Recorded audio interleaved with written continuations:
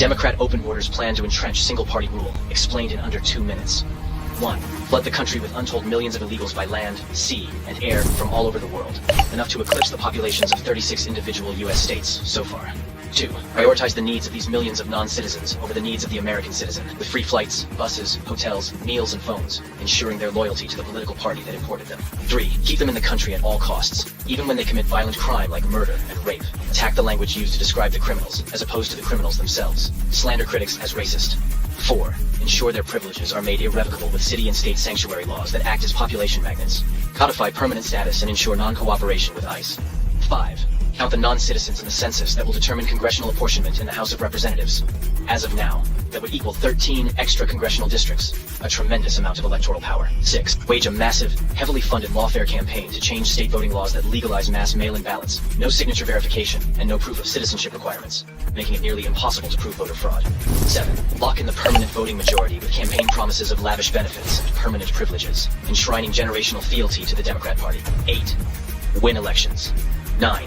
Entrenched single-party rule has been achieved. The best part? Your tax dollars are paying for it.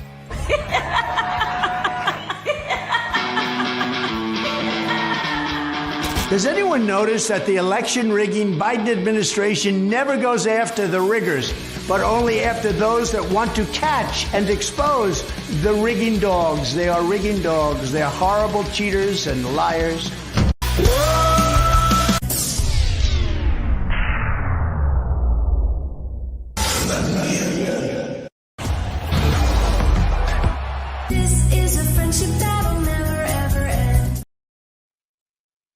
Greetings and welcome to Winning 2024. If you're here, you're part of the solution. How's everybody doing today? I hope you're living well and feeling well and all those things. Say hello to my VIPs in the front row. Wolfram wipes his paws, lips in the house. Hey, Wolfram, how's it going, buddy? Shelly is in the house talking trash and truths. Cool Gamer, what's up, bud? How's it going?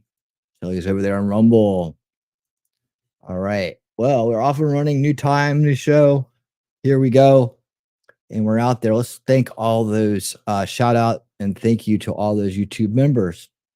You know, when you become a member, it's like you are pre-purchasing one super chat a month. It's that easy. And I hope you will consider becoming a member and using that super chat because I love to talk to you. All right. Thank you guys so much. Oh, let me keep that running. All right. So here we go. Hey, Bellator, how's it going? I noticed your name's trending on X. I happened to notice it today. I was like, hey, I know that guy. All right, that person. But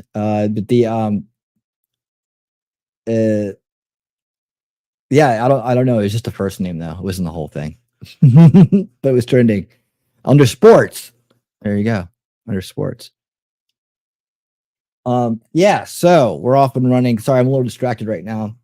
Like literally 10 minutes before the show, I had my iPad on its stand. I have a stand. I carry it on a stand. And I was down in my basement and it's raining. So I put it on a ledge next to the door and I went outside and the door must have bumped it and it fell and hit the ground on that side. So I just wrecked my iPad. It's still working, but it's got like massive spider webs and on the corners and glass fragments and stuff sticking out. So, yeah, yay. Oh man. Thanks. I'm glad you're listening. Hey, I wanted to say thanks to everybody who does chime in and let me know how they're listening. I'm glad you brought this up because it made me think about it. Because it helps me craft the show better for you. If I know that you're listening, this is a great show to listen to. You won't have to look at a lot, but it's definitely worth listening. But I know you're listening, and I can be a little bit more descriptive in the videos and whatnot. So it is a great show just to kind of listen to and as you're doing something. So thank you for that. Yeah, I know, man. I know it totally sucked. I have to figure out what to do about that because that iPad was my. It's basically attached to my freaking hand most of the time. I use it for everything, and I have a feeling I'm going to be getting a bunch of glass splinters on my fingers. Thank you so much for the for that. Shelly, I appreciate it. I have to figure out how to do it.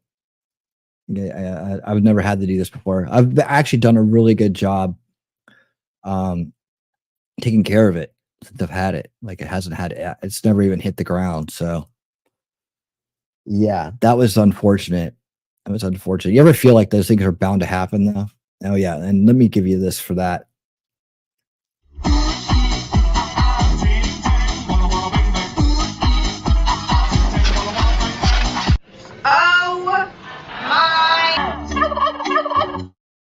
Thank you again for the super chat. I appreciate that. All right, guys. So enough about the unfortunate tragedy there. Shout out to everybody that's on Rumble and X watching, as well as YouTube. We're going to try to keep this show on here as much as possible. Now, I did do something weird today. I want to see if it took or not. Okay, so, all right. So I scheduled this show in Rumble through the Rumble Studio just to see what it would do. But I didn't. I'm still using StreamYards because this is why. I like the Rumble Studio setup, but I just don't think it's there yet. Like, for instance, if I play like a clip, it cuts the first 3 seconds of the clip off. So that's no good, right? You get about 4 different presentations and that's it. So I can't do any of my custom presentations. There are some very cool things about it and some things that still need to be fixed in order for it to be a good production.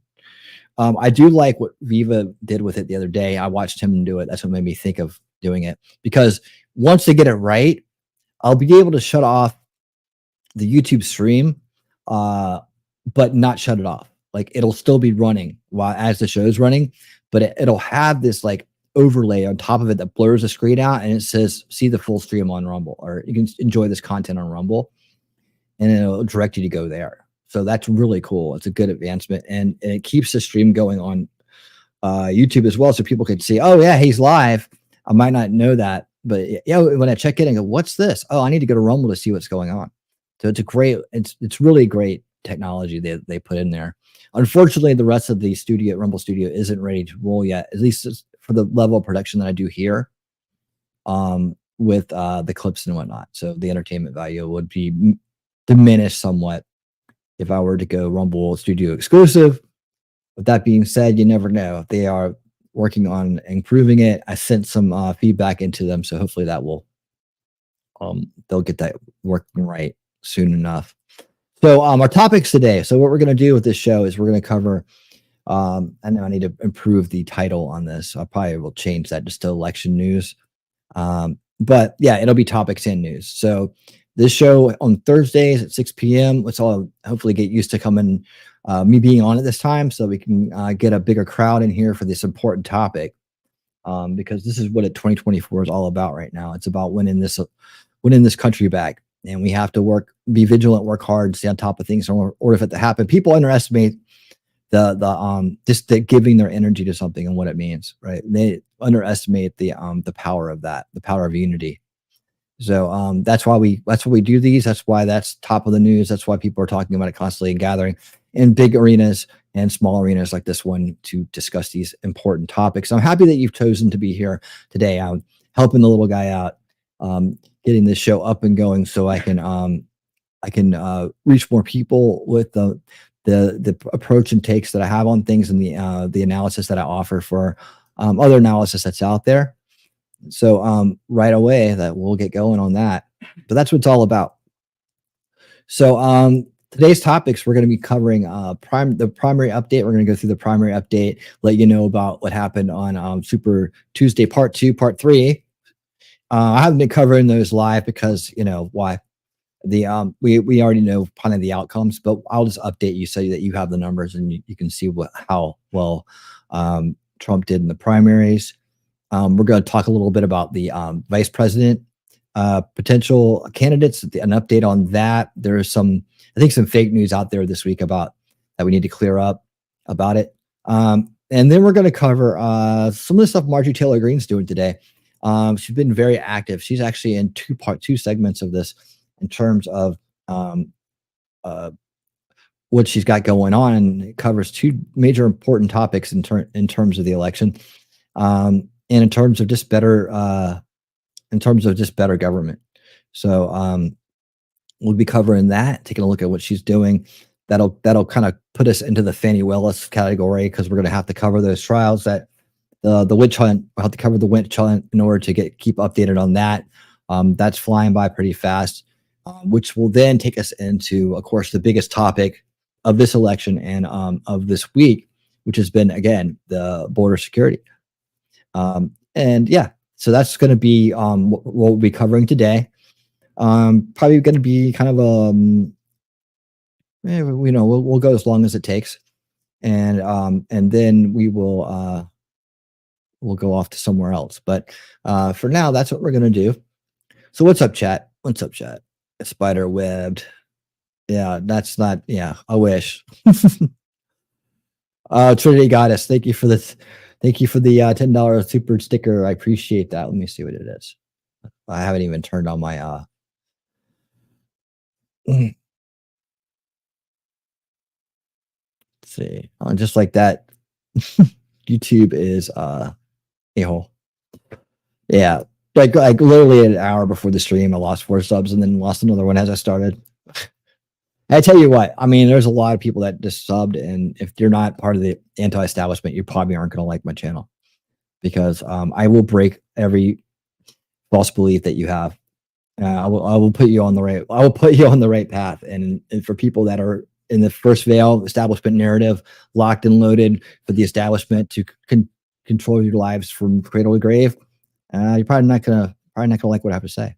But you should listen anyways, because you may find that you've been taken on a ride by the things that you've trusted, and that may inspire you to fight back against that corruption. That's everybody here, by the way. That's everybody that is here. That just does come here regularly. They get it. They know. You know, they're not out there wasting their time. They're not out there, distracting themselves or pretending like something bad isn't on the horizon, because it is.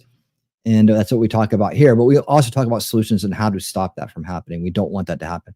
And just like that, and YouTube is a-hole, because before I even got started, have I said anything controversy? Already limited, but I'm already putting in a requested review, and that usually gets cleared up within 24 hours. So really stupid system they have here.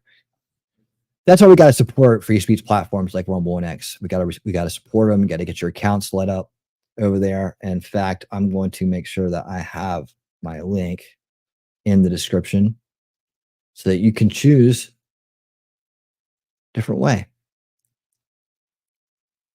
Let me see. I need to have this here.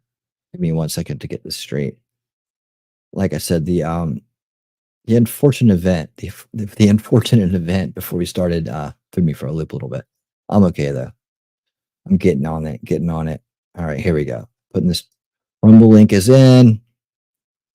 And I need another X window here. We're getting launched here. We're getting on our way. One man show going on here. One man show. Copy link. Okay, and there we go. We are off and running. Let me get these things out of the way. Post them in the chat. All right, full stream links are saved, and they're the full stream links for today. Pinned it up. All right, we're good. All right, it got wrecked. Okay, wrecked is what Trinity Goddess' sticker is. Now I see it. Awesome. And let me put some heart on that one.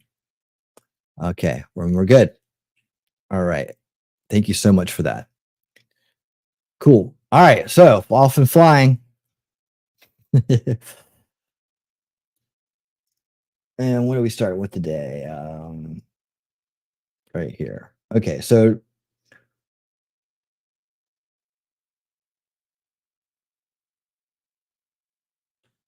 okay, I want to save that. I thought I was going to start with it, but I'm not.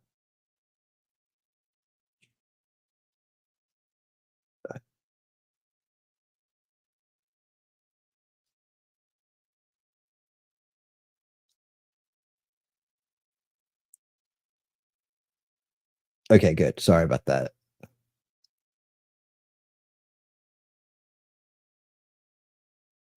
Okay. So let's start off with this one. So now we're going to do a little update on the the primary standings, in case you didn't know. And then we're going to go through like where he stands and all that. We'll have Radical Politics help us with that. But we're going to, let me make sure I got my settings right here. Playback speed is should be at that. Okay. All right. And let me pull up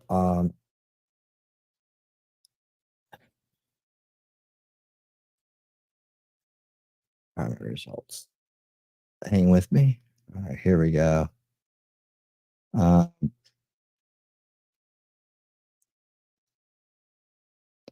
We'll just do it like this. Okay.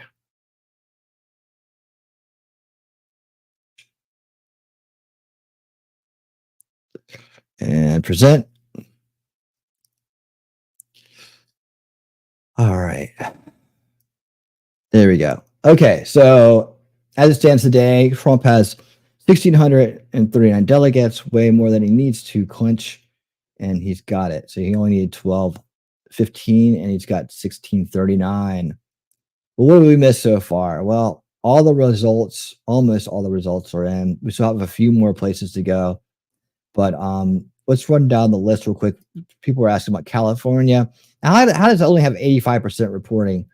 That was the March 13th, right?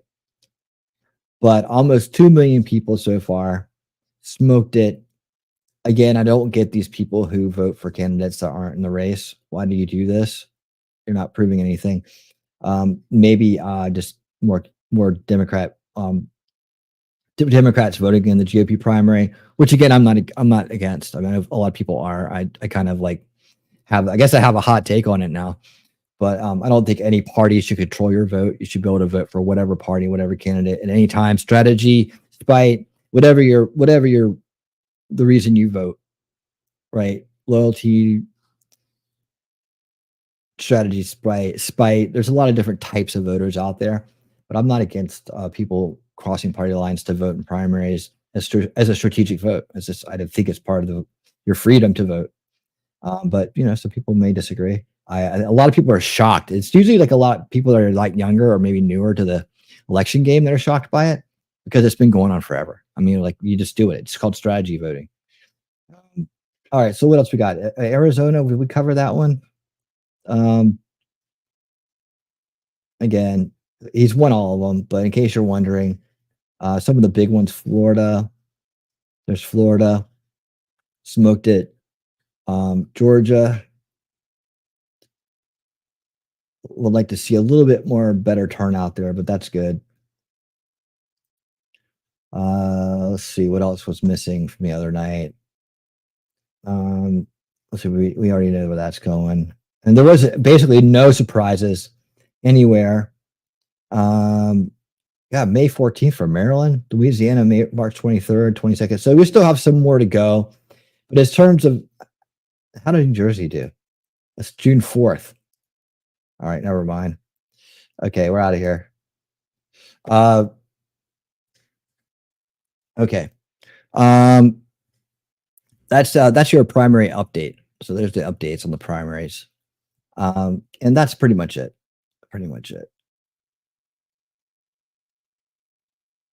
Okay, we're all good on the primaries.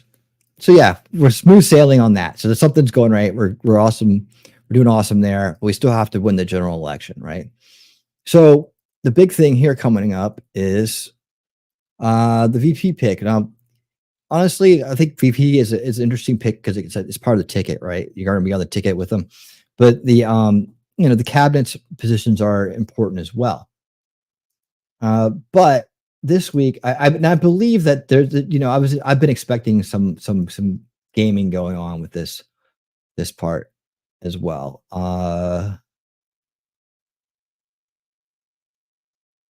Did I? Let me just refresh this. I thought it worked. Oh yeah, I did want to go over where the standings are now. Let's take a little deeper dive on the primaries. Sorry, I got ahead of myself. So Trump keeps expanding his lead. So not only does the primaries matter, but there's also the polls. So we're going to look at some of the polls here in different states and real quick run over those with somebody who does this constantly. This is what their channel is about. And so we're going to enlist the help of Radical Politics. He does a good job. Don't agree with everything, but he really is meticulous and well organized and detailed when it comes to individual state races, like all the way down on every level, and also the polls. So let's check it out. To Red Eagle Politics, make sure you guys like this video down below and subscribe to the channel if you are new. So we have kind of a slow news day today, but we still have more polling, which I think is paramount that we analyze, because we have polls out of polling firms that typically have a left-leaning slant or tend to be relatively accurate. And we have polls out of pretty much every remotely competitive state. And what happened in these polls? Donald Trump is leading. He's up in Georgia. He leads Biden by 4. You add RFK Jr. to the mix, he leads by 5, which is absolutely astounding because he's at 50%. I mean, that's absolutely huge. If you're at 50%, it's kind of hard to go below 50%. And Biden is just hated that much to the point where Trump is doing well in a state like Georgia, a state that Republicans thought a couple of years ago that they might never win again for a very, very long time because it's changing. You see that there, but still Biden struggling in the Sun Belt, struggling to energize Black voters. His approval rating with them is in the 60s. Now, he probably still gets in the mid to high. Yeah, that has a lot to do with this, the inner city stuff and the mind control that's going on with those voters. Hey, Jacob, how's it going, buddy? Yeah, we covered this on Shelly's show this morning at the very end. So you want to check that out. We went over all that stuff. We went over all that stuff.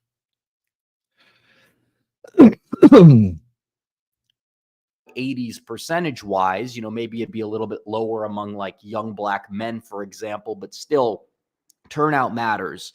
And when your approval rating is that low, typically you're not going to see this Obama level enthusiasm you saw for Obama in 2012 or even Biden in 2020 in a place like Georgia. So Donald Trump will instantly benefit from that just based off of that fact alone. And also Biden's record is so bad. Even the suburbs are not going to come out for him at the same level that they may have come out for him if his administration was going well, or that they came out against Donald Trump, the evil orange man, in 2020. So you're looking at that. And also North Carolina. Marist in North Carolina typically has underestimated Republicans, especially early on. And go back to even 2022 in their Senate race. They were the poll that kept having it, in dead heat. Even Beasley was leading against Ted Budd, you name it. But still, Donald Trump, he's got to dial down North to the Carolina, granular he's level. winning it by 3. That's absolutely huge. And if he's winning North Carolina by 3, he's winning Georgia by a decent amount, then he's probably, doing a little bit better across the board, if I have to be completely honest. Hold on real quick. So you see he has the two of them and then RFK Jr. And this is an establishment versus establishment here, right? This is anti-establishment versus establishment, right? So that's why I don't get people like RFK Jr. Like this, to me, he's just running for himself. Like when I see this means you don't get the game, you don't know what's going on, and you're really just in it for yourself. You're in it for yourself. You have no chance of winning, right? So you're just in it for yourself. It's a popularity contest or some kind of like ego-driven shit. And I know people that like RFK Jr. may disagree with me on this, but in terms of the overall battle, the long-term war we're in to try to regain our country from corruption, right? This does no good. I don't care if you have such great ideas, then get on the administration for Trump. Help him out. Put your ideas out there. Say you want to be in charge of something. Say this is where I think my energy and my talents are best used. But can you imagine RFK Jr. won? Nobody wants to listen to him speak. I'm sorry. I'm sorry about his condition, but it's just really tough to not notice it. And I'm not going to say that he couldn't be a great leader with a speech impediment, but that it's just tough, right? It makes it tough. So Mark, that way, people that are least interested in politics may just tune them right out, right? Or not want to listen to them. It's just a response, right? However, the fact that he's even running, even if some of his ideas are really good and he's speaking out against some real atrocities, doesn't mean that he should run for president right now. When Ross Perot ran for president, yeah, it draws away from Trump. I mean, I guess in some ways it does, but it's you can see it has an impact, right? It has an impact right here. Just and take polls for what they're worth, right? We're all smart here. We know that we have to take polls with a grain of salt. We also know that they can play games on election day that will change the results, so that these polls are become useless. But it gives us hopefully it gives us a more accurate idea of where people stand at right now, right? So when you see a complete deviation from that in the election, you can be like, right? So it's a little helpful. But again, with Perot had a reason to run, right? He had a reason to run because you had establishment versus establishment. Like Ron Paul had a reason to run because there was establishment versus establishment. He didn't even go third. He did go third party one time, but with the libertarians, but that was way earlier, way before I got on the Ron Paul revolution train. But that's when this is a good thing, when there's just two establishment punks running. But that's not the case here. It's anti-establishment clearly, and establishment clearly. We don't need you in there, RFK. You're not going to win, and all you're doing is, I don't know, helping the establishment. I mean, that's the way I see it. You're not really doing anybody any good. You should have just run against Biden. Why wouldn't you just run against Biden? I don't get it. But here we are, right? With another person who doesn't see the game, who says, let me lead you. No way. If you don't see the game, you ain't leading me.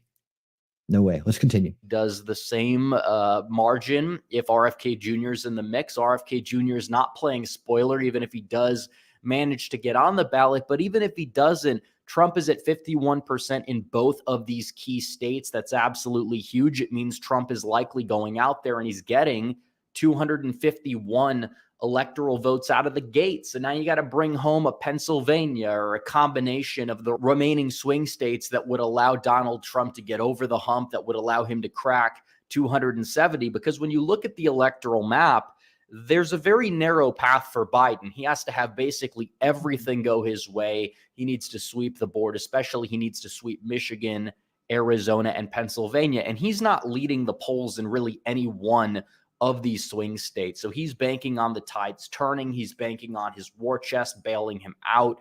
Will that exactly matter? I don't exactly know. Now, they will cope and they will say, but 2022, the polls overestimated Republicans. Let me know down below if you guys want my video on why the midterms likely will not be an indicator for 2024 regarding the polls, regarding certain underperformances, regarding the Trump effect, because I've done videos on the midterms after they happen for sure, but I'd like to hear a little bit more if you guys would like a further in-depth explanation, because I feel like some people still have PTSD and they're unwilling to say, oh, Trump can win despite what the polls are saying. It's funny because even if you put the polling error for some of these states, Donald Trump still wins because that's how commanding his current lead is in the polls right now. Let's hope things can change. We still have 7.5 months, but we've seen over the past 7.5 months, Donald Trump expand his lead or even take the lead and grow his lead in a lot of these places, despite the fact that he's been arrested. He had a mugshot. It actually, hey, T-Rex, how you doing, buddy? And then we have polls out of Emerson. Tend to be a little bit more Republican friendly, but still they have been accurate, and they were the most accurate. These are swing states, by the way. Primary. In fact, they still underestimated Bernie Moreno by quite a bit, but still all the ones that caused problems last time because they overrun the cities, and that's where all the shenanigans take place. Let's see. Jacob saying, I also heard a rumor Scott Presler will be heading up the RNC's voter registration to get out to vote strategies this election cycle. Not to say that it'll cancel out the mail-in ballots strategy, but it may tap down the inherent Democrat bias in the mail-in ballots. Well, if you watch and I need to clip this. I need to get clips of this.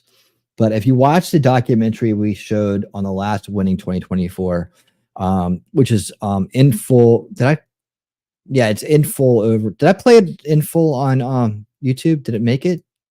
Did I actually go that way? I can't remember right now. Let me back up and see here real quick, just to be certain. 30 minutes. Okay, no. So here on YouTube, I did cut out at 30 minutes. We did do a little bit of pre-show. But the documentary, it's on Rumble, full documentary, Winning 2024, Election Integrity, featuring Let My People Go, the new documentary on the 2020 elections. If you watch that, you'll see how they used everything in unison with ballots and mail-in ballots and so on, and why they needed those so badly, and how they are inherently corruptible, right? While they're, and not just from the way that they distribute them, but the way they handle them.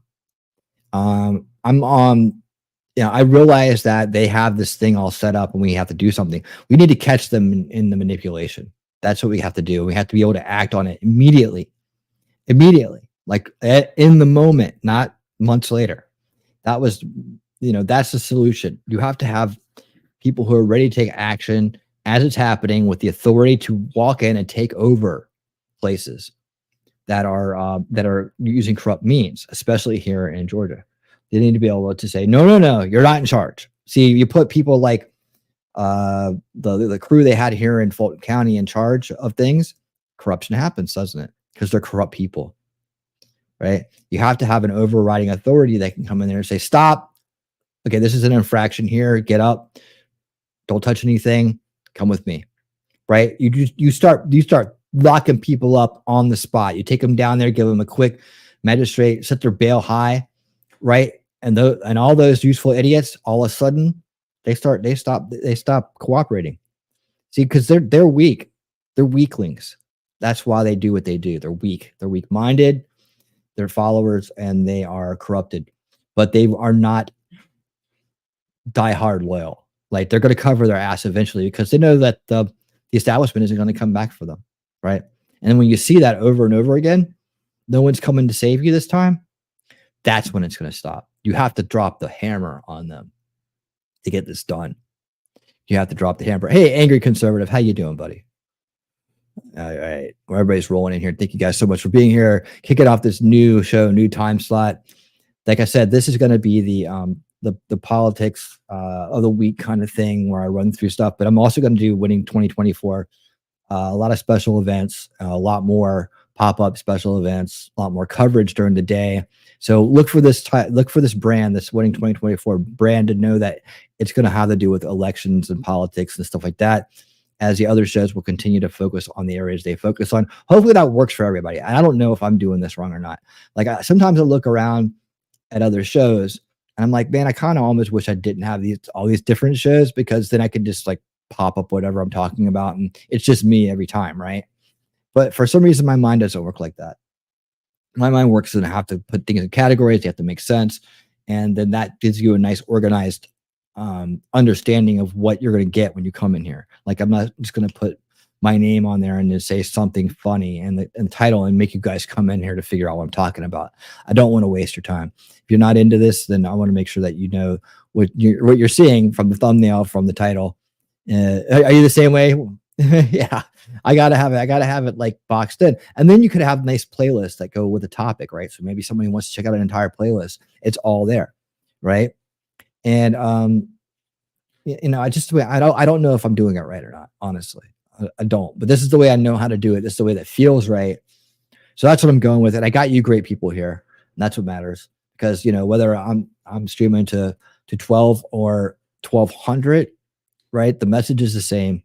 And I want quality over quantity, even though quantity is nice. So hopefully we got a lot of quality quantity going on here in this year.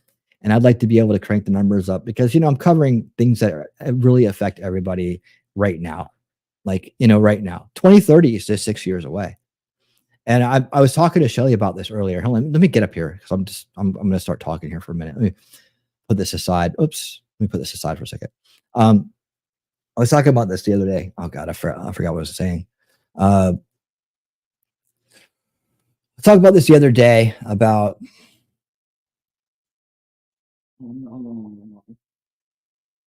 yep, and it's gone.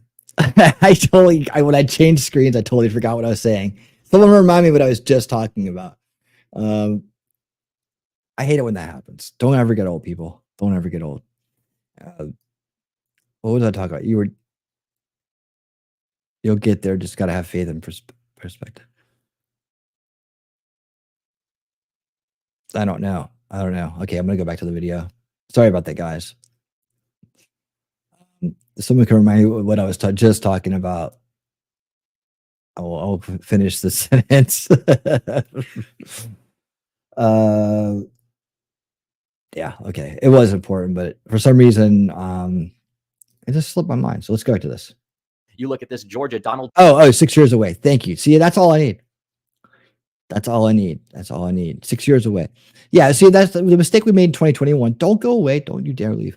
In 2021, was that we figured, with Agenda 21, that was the end game point, right? I think a lot of people thought that if you go back to like 2011, when we were talking about this heavily, right? We were in front of it. We knew it was happening. We could see that the inroads they were making with Agenda 2021, which they completed. But with the year 2021 coming up, that being a number, all this other stuff, right? That we figured that was the end game point, especially the way Obama was running things, man. It seemed like the end game point. And so there was a lot of focus around that. I don't think that's the case. I don't think 2030 is the end game point, but is a point on the way to the end game. So if you stop that point from happening, if you roll back all the efforts and the agenda items that they want to get through, right, then they can't walk forward with Agenda 2045, which I believe is the next one, right? I've heard that number thrown out too. And that's supposed to be even worse. Like that's supposed to be the real normalization agenda right there. Right now, there's parallel construction, with more intrusion, with more resource grabbing, with more indoctrination, with more subduing resistance, subduing dissidents. That's 2030, right? If you look at it for what it's worth, then you can say, okay, this, and this, and this. That's all the part. But all those things walk us into a more authoritarian globalist existence, right? So that's 2030, but we have to stop 2030 from happening so they don't go to the next level. Because if it all gets put in, we're in a bad spot, right? Our hands get tied more and more and more as we keep going. So don't take 2030 lightly, but don't think it's the end of, like, if we get to 2030 and nothing happens, then it's all bullshit. That's not what it's about, right? It's about them pushing the agenda forward to a certain point. They want to get certain things done by 2030 so that they can continue along their path on schedule. It's all about messing them up.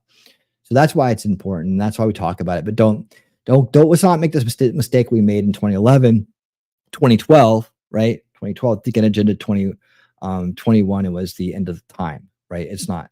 So, because when it came and went, people were like, what about Agenda 21? Well, it went through, but it wasn't, the New World Order, military army presidents, tanks rolling down, all that stuff never happened. And it's never going to happen, by the way. We'll talk more about that later in the show as we get to the immigration issue, because that's where the real threat is. But let's keep going. Real quick, let me say, okay, thank you for the help with that, by the way. I hate it when that happens. You see, you're still working on getting to 1,000 on Rumble. Me too. In fact, I want, let me make sure I'm right here on this. 380. Yes, we're at 380 today. So we're 20 away from 400, which is great, because at the beginning of the year, we had 300. So we're really growing great. Rumble's an awesome platform. I hope everybody is getting your account set up over there. So you never know what this year is going to hold. You never know what this year is going to roll out here on YouTube. And since I take on the beast, I don't hide from it.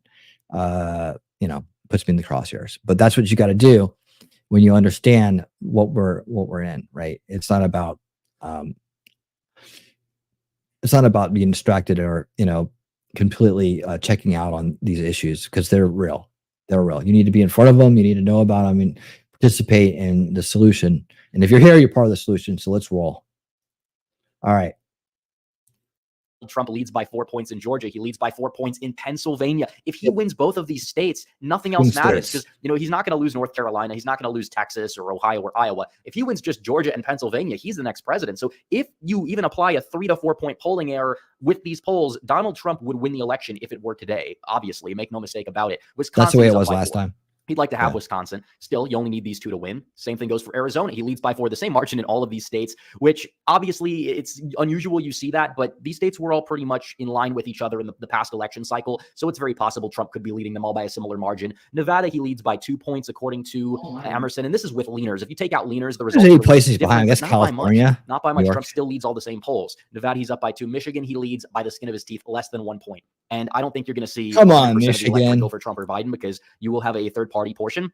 But when they pull the third-party portion, Donald Trump usually does better. But the fact of the matter is, he's leading in every single swing state that there is: Georgia, Arizona, Nevada, Pennsylvania, Michigan, Wisconsin. He's leading nationally by 2 percentage points. And there's some, variability within the polling. There are polls with Biden leading the popular vote by 2. There are polls with Trump leading it by 7 or 8. Personally, I think the popular vote's going to be close to even when it's all said and done. But still, usually that means that Republicans are winning. If Republicans are losing the popular vote by like over 3, it still could be a close election as well. The swing states matter more than the popular vote. The popular vote is like saying, well, I got more yards than the other team, but does that mean that you have enough points on the board? Not necessarily. It's like, oh, I had more runs in the World Series, but I lost because, the games that actually mattered, you lost. It's the same concept. And Donald Trump is still in a good position. He's never played with a lead, which is interesting because, you got to protect the lead and you still got to act like you're behind. That's how you win. But Biden is so unpopular. His can't go to sleep rating, this isn't even his job approval, which is like 40%, below 40% in a lot of polls. Favorability rating. They try to pass him Look off. at this. Lovable old Joe. Well, lovable old Joe.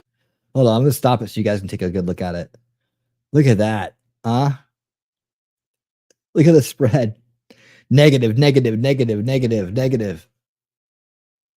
Is down by 15 points in his favorable rating. It's abysmal. I don't think they show the graph over time here for this, but you look at Donald Trump and yeah, he's down. He's polarizing, but he's still higher than Biden. He's about 3 to 4 points more popular on net than Biden, which was the opposite in 2016 when Trump won. Trump was more unpopular than Hillary Clinton. He had like a 37% favorable. Hillary had a 42, which was still low, but Donald Trump won because he won the voters that were dissatisfied by both. And when you look at the voters that don't like either candidate, whose job do they approve of more, Biden's term or Trump's term? Because job approval is the number one indicator in terms of presidents getting reelected. One could say Biden's in the low 40s. Donald Trump was in the mid to high 40s.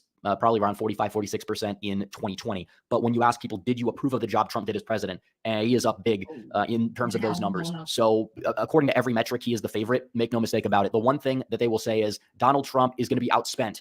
But does that matter past a certain point? Everybody's made up their mind. Trump gets all this free advertising. Even when they come out and attack him, it's still free advertising. Oh, he said the bloodbath comment. Well, people are going to listen to that and they're going to be like, cover that. Yeah. For a bloodbath. He just said that this election's important. And if he doesn't win for the economy, it's going to be a complete and total disaster, which is a term, that people have used over the years to refer to. This is the definition of the word. And people look at this and they're saying, hey, wait a minute. Donald Trump is right. The economy was better under Trump and his numbers go up. The recent poll out of Selzer, he leads by 7. Grinnell Selzer is a very, very accurate pollster, at least in Iowa. In terms of it nationally, there are questions there, but that poll usually had him down by a lot leading up to 2020. So the fact that even the pollsters that have left leans and even the polls that were more accurate than not in 2022 are showing Trump beating Biden shows that there's a lot to do because, yeah, Biden does have money, but Hillary also had a lot of money. She outspent Trump 301. They said that Donald Trump was going to lose because of that fact alone. Did it make a dent at the end of the day? No, not necessarily, because when you're that unpopular, it's very unlikely that you're able to spend your way to popularity. And an off-year election or a midterm year or a special election, money matters quite a bit. And that's why Republicans ended up falling short in a lot of places in 2022. But when it comes down to the presidency, it's a little bit different. And it's not like Biden has as much money as he had in 2020. It's not like his cash advantage is as ridiculous as people say it is. But it is true that they're trying to, interfere in the election through the legal system and try to drain Trump of his resources because they know that it's going to possibly give them a leg up, but still it hasn't moved the needle yet. You hurt him. That's a 2-point differential. Back in the day, you look at the polls on March 21st, 2020, Joe Biden led Donald Trump by 7.4 percentage points. That's a near 10-point differential in favor of Donald Trump, what we're seeing now compared to what we were seeing in 2020. So yeah, there are a lot of things that could potentially change between now and November, but still what exactly is going to change? I mean, it's not like the economy is getting better in the eyes of a lot of people, despite the fact that technically you are seeing certain metrics improve. But when you, delve a little bit beneath the surface, things are not going well for a lot of people in this country. The border is a total disaster. And that's 100% Biden's responsibility. And everybody knows it, regardless of how much they're going to cope. Foreign affairs are a disaster. Everything is a total and complete disaster under this administration. Oh, yeah. To the point where they really don't have a whole lot of winning issues. And they're trying to run a campaign on Orange Man Bad. I don't know if that's going to be enough to cut it when the Orange Man is actually leading the polls right here, right now. And they've been running with this Orange Man Bad message for almost 9 consecutive years, you know, eventually something's got to give. It's falling on deaf ears as Donald Trump expands his lead and puts himself in a very, very good position to go out there and take the 2024 presidential election, while these people come across like unhinged fearmongers, because that's exactly what they've been doing. But has it worked for them? No. Will it work for them? Probably not. You know, things can change, but we'll see. But anyways, guys, thanks for watching this video. Thanks so like much, this man. video down Appreciate below, it. comment down below, subscribe to the channel. All right. So there you go. There's your update on the polls and the primaries.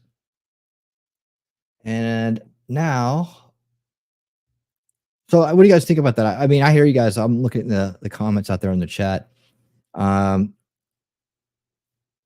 You know, again, I think that what he said in there was right. There is some PTSD about the 2020 election, right? Is anybody relaxed? I'm not going to relax. I won't relax until it's in the bank and he's sworn in. That's when I'll take a deep breath. Which I think that's going to happen. I think it'll happen. They really, if they try to do this again after everything they've done, they try to pull some crap again. You know, I don't know. I don't know what's going to happen. I don't know what's going to happen. You see, they've squashed the idea of any legitimate pushback, you know, from the people. You know, with the J6 stuff, I think that's why they set it up. So it's like they can show, well, if you don't fall in line, this is what's going to happen to you. People held hostage for years for doing absolutely nothing wrong, a false narrative glued on top of it, and then media consistently echoing and propagating that false narrative that's been glued on top, right? And they'll get up there and they'll lie to your faces, and everybody here knows it. Everybody that comes here can see it. You can see it. We know it. It's frustrating, and all we dream is of a way to change it, the way to make it stop. Make it stop.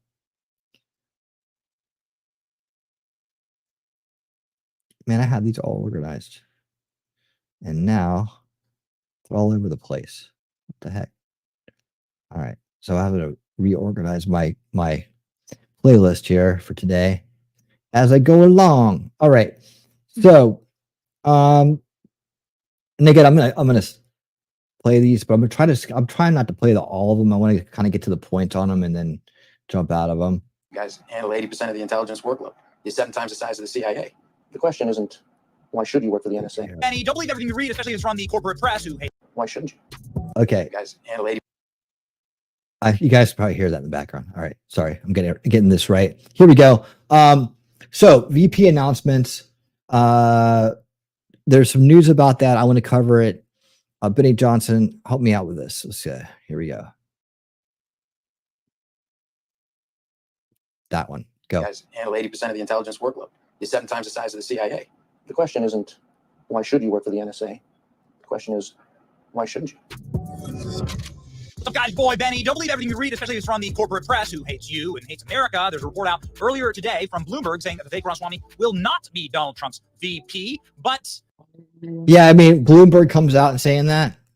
You can't believe that. We're not exactly sure how accurate this is because we've been doing our own phone calls and, well, we're better sourced than Bloomberg. Got to be perfectly honest with you. So what about this entire VP race and why is it so important? Why do we care so very much about it? Why are we so obsessed with Donald Trump's VP pick? Well, it all began with Donald Trump saying he already knew who he was going to pick even before the Iowa caucus. Who would be in the running for vice president? Well, I can't tell you that really. I mean, I know who it's going to be. Give us a hint. Stop right there. Stop right there. This is what gets people miss this too. I don't understand why they're missing this. It's very clear. They question that he's answering. Who's in the running for VP? Well, I already know. They make it seem like he said he already knows who the VP is, right? That's completely out of context, guys. Catch that. Catch that. No, he's saying he already knows who's in the running for it. The running. We'll do another show sometime. Well, what about any of the people who you've run against? Would you be open to mending fences with Oh, any sure, of them? I will. I've already started like Christie better. This was the day that Chris Christie dropped out, of course, right? You hear the crowd cheering. But what this does is leave open the opportunity for somebody who ran against Donald Trump, as Vivek did in the 2024 election, to potentially be his vice president. And then Donald Trump has gone on and said that he is looking forward to potentially working with other people who ran against him, even name-dropping Ron DeSantis. Donald Trump said he's considering DeSantis, Ramaswamy, Christie Noem, former Democrat Congresswoman Tulsi Gabbard as a potential VP pick. Holy schmoly. Donald Trump said this before the South Carolina primaries. And so this is quite interesting, ladies and gentlemen. The reason, of course, that this is an important decision for Donald Trump is because this person has to be willing to run the country. This person has to be able to take over after Trump's single term in office, because Trump will be term limited to 1 term. Trump reveals criteria for running mate, name drops 2 top Republicans. Who are they? Tim Scott and Kristi Noem. Tim Scott is a senator from South Carolina, and Kristi Noem is a governor from South Dakota. Now, remember, this is all about addition, not subtraction. Somebody's going to have to explain to me what Kristi Noem does. Feels like they're trying to push those candidates. Tim Now. Scott. Like Bloomberg comes out and says it, and then they list 2 people. For some reason, they want those 2 people and not Vivek. It just, I could be wrong, but just kind of like, I get the feeling like that's the way you do it. You do the takeaway and the replacement, right? And so they throw out this one name we've seen and one name we really haven't seen out there. But I think that, yeah, the establishment definitely doesn't want Vivek to be vice president. It's perfectly, the vice president is like a setup for the presidency in 4 years, in this case. Of course, it didn't work out that way for Pence, but but in this case it is. And Vivek being out there and being in the president's ear and being able to be a mouthpiece for the president is, I think, the perfect job for him right now. Really do. He's earned that over the course of this election. He's earned that respect from me. The things he's done, said, he's stuck to his word. He stuck to his word. He's hitting the points that aren't being hit. He's in the president's ear. You can see some things coming up from Trump. You can tell that Vivek has been an influence in. Hey, Mimsy, how you doing? Welcome. So let's see what the crowd thinks. Yeah. Yeah. Angry says, I think the mainstream media is trying to figure out who the VP, because they want to do a smear that they want to smear that person. Sure. I wonder when he'll announce it. Do you think there's a set date for that? I mean, after all the primaries are in, and we have to wait till May? Come on, get it out there so we can get the t-shirts made and the bumper stickers made. Let's go. Part of me still wants the Zeldin rumor to prove true as Trump support continues to swell in New York. Swing state doesn't matter with Florida, Texas, New York, or other safe Republican states. Plus, would it not just be a fantastic moment in history to witness? Why? I don't get it. Why would it be? What is it about Zeldin that would be a great moment in history to have? Help me out with that, buddy. All right, let's finish. For that matter, but I'm all ears. What criteria do you want to identify who your running mate is? Always, it's got to be who's going to be a good president, Trump says. Obviously, you always have to think about what's going to happen in an emergency. Things happen, right? No matter who you are, things happen. That's got to be number 1, Trump says. So this obviously had us rip-roaring over to Vivek. Vivek Ramaswamy is somebody who is a big-time favorite of our audience. We do polls all the time. The most shocking poll I ever did while we were live is Tucker or Vivek. And Vivek won walking away with it versus Tucker. So, I mean, it's quite interesting. Vivek would be an addition, I think, to Donald Trump. I think the polling shows that. Vivek would bring in young people and like sort of the Silicon Valley class. And Vivek would also bring in independents along with first-generation immigrants, right? And so a lot of people really, really like Vivek. And Donald Trump, when accepting Vivek's endorsement, said, we are going to be working together for a very long time, said Donald Trump, as the 2 of them hugged Donald Trump like a proud father there with Vivek on stage. And then since then, Vivek has been going on TV and really like ramping up the rhetoric, saying that he looks forward to debating Kamala Harris, which of course would be the vice president's debate, right? Listen to this. If you ever get a chance to debate or talk to like Kamala Harris, and Biden's not going to be debating, I don't think anyone, but it'd be good just to say, why shouldn't George Washington be banned? If you're going to take all these other names off, all these statues down, why should Washington still be around as any figure we revere, given his slaveholding past? I'll file that away, Laura, and I'm looking forward to hearing Kamala's answer. I don't expect it to be super coherent, but I'll be sure to face off with her on it. I'll be sure to face off with her on it. Well, what does that? Yeah. What does it mean? I don't agree that means anything. I don't. But I also didn't like the question. I guess she's being kind of a smartass about George Washington and the slaves and stuff. But well, it says you're going to debate her, right? I mean, that's what he says. Vivek chooses his words very carefully. Glenn Beck, we've seen a lot of this. His words possibly less carefully than Vivek, but nonetheless knows a lot of the players. Is saying that everyone is telling Donald Trump to pick Vivek Ramaswamy. This is what Glenn Beck had to say. Called me and he said, we know this part. Any advice on who I should pick for vice president? Oh, really? Who do you think? Oh, see, the rumor was Zeldin would be the motivation. Yeah, so he break said, the New who York do you think? And I said, the hold on the I don't know how state. you're going to feel about it, but this is the day. When they just turn on him? Trashed Vivek. And I said, Vivek. Him or her, he said, whatever why it do you is. say that? He said, that's the #1 response from everybody I've asked that question. The #1 response. It would be And then Glenn Beck historical, goes on to but I explain mean, why. is The #1 Zeldin that response, because Vivek is popular? loyal. and he'd be Or somebody they'd who just be would like, oh, you know, right? Like he'd be somebody who, plant, like the deep sell state wouldn't out, want to get rid of Donald Trump because they think the Dino, bank is actually like life insurance. Dino, quite frankly, Dino, picking for sorry, Dino. But ladies and gentlemen, here's what Bloomberg has to say this morning. Trump rules out Vivek Ramaswamy as running mate as he eyes new team. So that's quite interesting, ladies and gentlemen. That just seems like a demoralization tactic by them. They don't have any proof of that. Are better than Bloomberg, and our sources tell us no, nobody's been ruled out. In fact, our source literally told us, and this is as close to a source as you can possibly get with Donald Trump. Our source literally told us that this is called Trump time, and Trump time is like effectively like changing your mind and like living with the energy of the moment and like grabbing the energy of the moment and working with that. So they said no, Trump's on Trump time, meaning he's deciding in real time. He's like taking in all the information and like assessing the data in real time. So is Bloomberg misreading Trump? Is this another fake headline? We don't know. We like Vivek a lot, but we'll see. Let's read. Former president eyeing loyalty, ideological agreement in pick. Trump team aiming for a smooth transition with November win.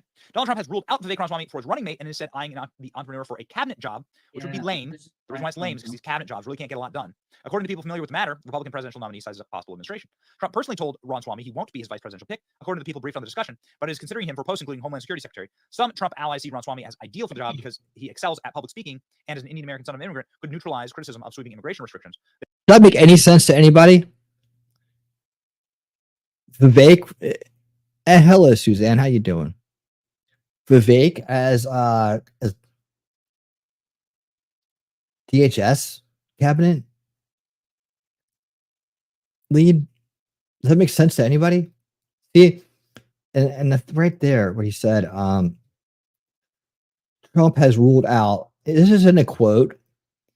This isn't coming from anybody with any credentials. This isn't something we can go look up. It's just someone's opinion, I think. And they're speaking as if it's fact, and they're speaking at it from a left-wing publication. So there's the mind control going on. He excels at public speaking and as an Indian American son of an immigrant could neutralize. Yeah, and I think because he's an Indian American son of an immigrant, so somehow this will help the DHS, right? Like there's no like. I guess there are people from India going across the southern border, but they're the minority of that group, I believe, along with some others. And the majority of people coming across the southern border are from Central and South America, China, and the Middle East. Hey, Lex, what's up, Lex? I was wondering what you was up to, man. How you doing? Happy to see you back. All right. Criticism of sweeping immigration restrictions. Their conversation is just one of many Trump had with recent allies about administration positions as he seized hold of the Republican nomination. Loyalty, ideological compatibility, and perceived electoral power are the metrics by which Trump's evaluating possible picks, according to people familiar with the process. Okay, Zeldin is a Republican rep for the state. Sorry, I'm not up on this part.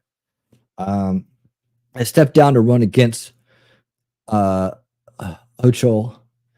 He came with within 5 points of the governorship. The theory came from the comments made by Trump and staff saying a great man. Gotcha. Thanks, buddy. Appreciate that. Spoken on the condition of anonymity. Those who have impressed Trump and his team for possible cabinet roles include former GOP primary foe, North Dakota Governor Doug Burgum, as well as Representative Lisa Stefanik and Rob Lightzinger, U.S. Trade Representative Rob Lightzinger.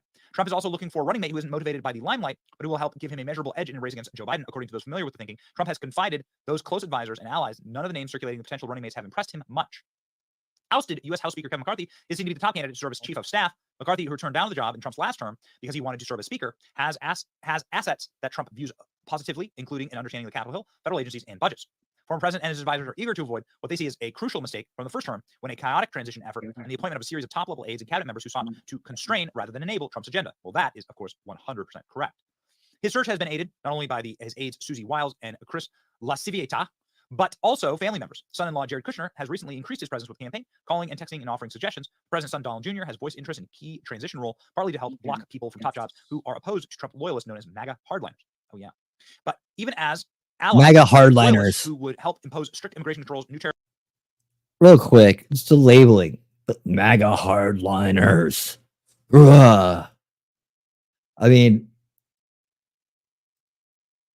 is that a fair label?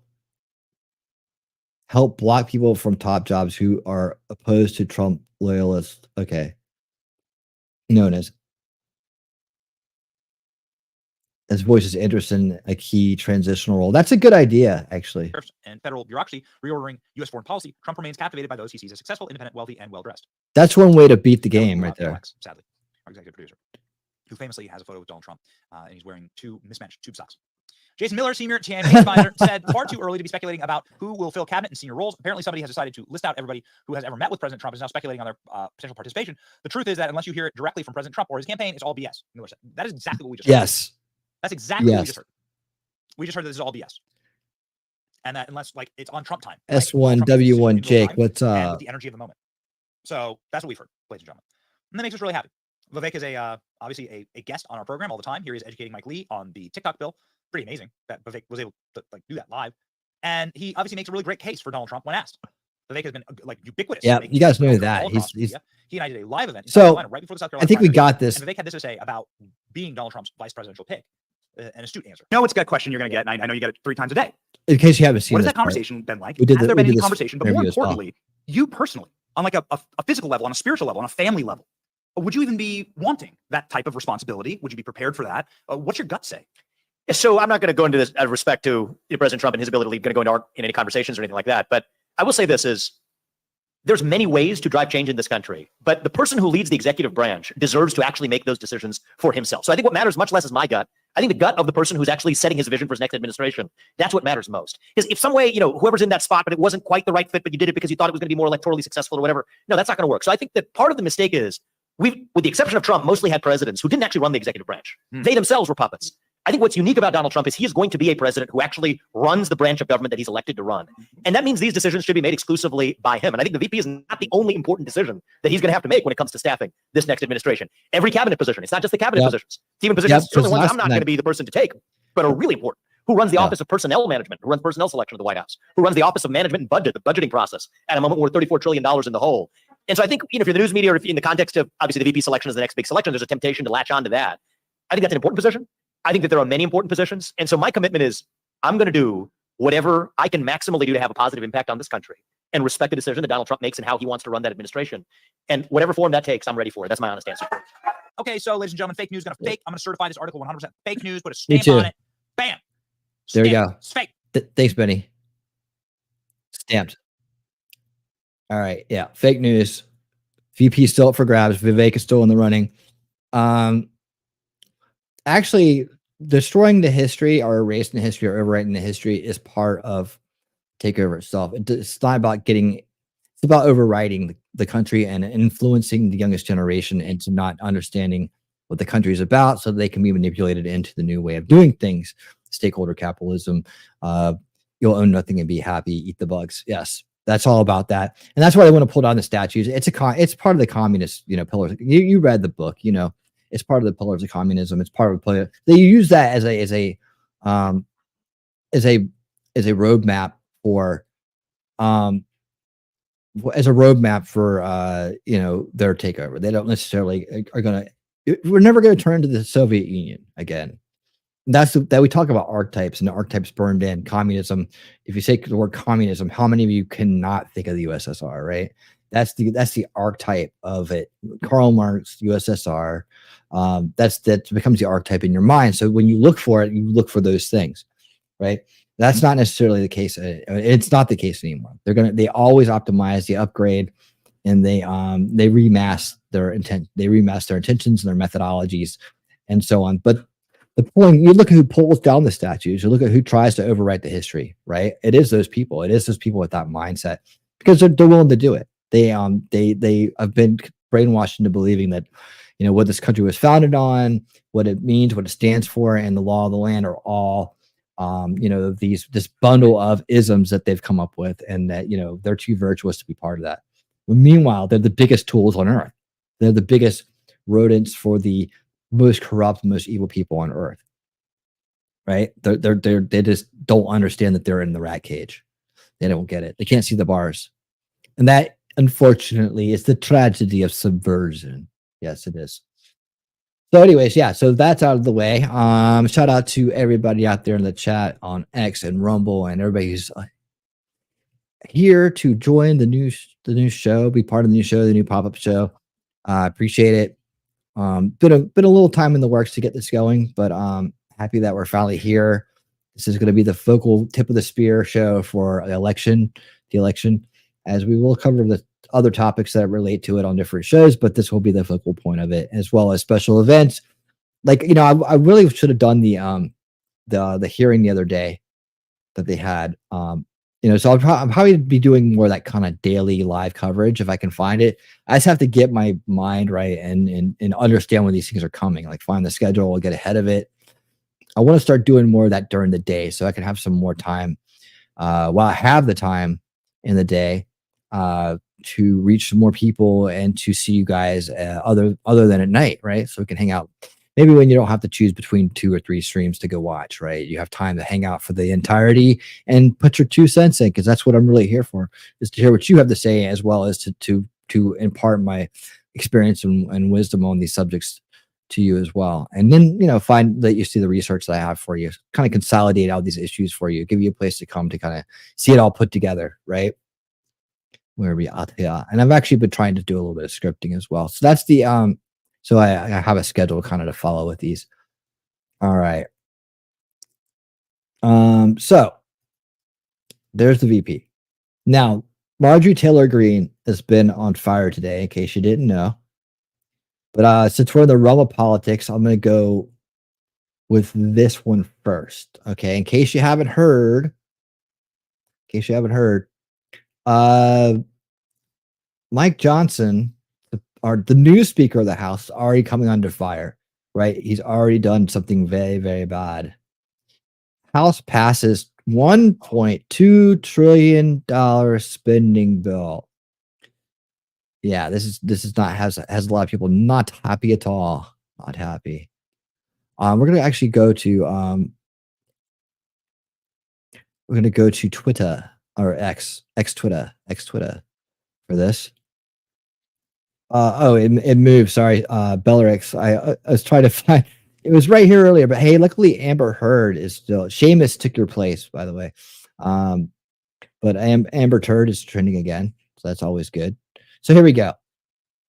Let's take a look at this real quick. Congresswoman, you've taken a very serious step here to change perhaps the course of your conference in the House of Representatives. What seems to be going on? Well, this is a complete betrayal of Republican voters across the country. I entered the motion to vacate this morning after Mike Johnson brought part 2 of an omnibus to the bill to the House floor this morning and forced all of us to vote on a bill that would fund abortion up until full term, that doesn't do anything to secure our border. And this comes after people are seeing this video that's horrifying to every single American, where there's a large group of military-aged men, illegals, rushing the border, running over Border Patrol, running over the National Guard. Speaker Johnson totally gave up every ounce of authority he had as House Speaker to use this funding of the government to secure the border for the American people, and it is way past time. He also violated the 72-hour rule. He forced all of us to vote on a bill without amendments. We had no choice. We couldn't introduce amendments. We couldn't fight for the values of our districts. And we had to vote on a bill in one day that had 1,012 pages. These are breaking our conference rules. This is not what Republicans want from a Republican Speaker of the House. And he's basically handed over control to Chuck Schumer. Nice. Thank you for calling that out, Marjorie Taylor Greene. One of the bright shining lights in Georgia. Thank you for calling that out, because we can't stand for it. I mean, again, it's like we get somebody in there, right? And then they turn around and they turn around and they decide with the establishment again. I mean, it's like one after the other. I'm tired of it. Put Rand Paul in charge. Or hold on, it seems in the Senate. Who can we put in the House? We need to put somebody in the House out of the Liberty faction, old school, someone who can trust, someone who will get the job done and who won't side with the establishment. Like, this Mike Johnson guy, I didn't even know who he was before he got this job. But I had to go, with this is him right here with the frog here. But with Pepe holding his eyes down. But I didn't even know, why did this guy get the job? Why did he get the job? Like, how do they keep sliding these people in there? I'm so tired of like these fake rhino Republicans getting these positions of power. It just puts us behind. Guys, please stop with the BS, man. No, we want certain people dedicated with a track record of being part of the Liberty faction, and they, now call it MAGA. Well, I don't care what you want to call it. The Liberty faction is the original faction in the GOP that is trying to oust the rhinos, right? We need somebody from that group. Stop around with these clowns. Let's see right here. I didn't confirm these, but this is what Marjorie reposted this, so I'm guessing it's accurate. Here's what we got. You heard how he set it up. You're not allowed to look at it. You're not allowed to look at this. You're not allowed to read it. And we have to do it right now. You don't have, we're not going to give you any more time. No amendments, nothing. Okay. This is this guy. This guy decided this for everybody. Okay. And here's what you got. $850K for gay senior homes. Why does the government have to pay for that? What does that mean? And why is there privilege going to these people? Huh? Why is it privilege? Why is it if you don't put the peg in the hole, the right hole? I don't know how to say this right. Why is it that they're getting this privilege? This is bullshit. Bullshit. $15 million to pay for Egyptians' college tuitions. Why do you need that? And $400K for gay activist group to teach elementary schools about being trans. That's completely against the platform. What is going on with that? That's why some of these things are so outlandish. I don't know if they've been like reworded in such a way to come across this way, or if this is actually what it is. I'm just going with what I have here. She reposted it, so I'm guessing she approved it. $500,000 for diversity, equity, and inclusion zoo, an anti-racist nature appreciation program. What do you need that for? This is the stupidest list I've ever seen. And it makes me feel like it's not even real. $400,000 for a group to give clothes to teens to help them hide their gender. $400,000 to do that. Oh, great. Our Lie to the World masking program to subvert the minds of the young got $400,000 today. Congratulations. 1.5 billion Green New Scam Fund. 1.5 billion to the Green New Scam Fund. That's the Green New Deal, which, remember when it first came out, everybody thought what a joke it was? Remember when Biden ran on it, we thought what a joke it was? Isn't it weird to think that something so stupid as that Green New Deal is actually now getting funded to the tune of $1.5 billion? And Marjorie Taylor Greene is exactly right. They hold the purse strings, yet they're giving out the money. $300 to $500 million to Ukraine Secretary Assistance Initiative. What does that mean? Ukraine Secretary Assistance to get more secretaries over there? What? Help me. What does this mean?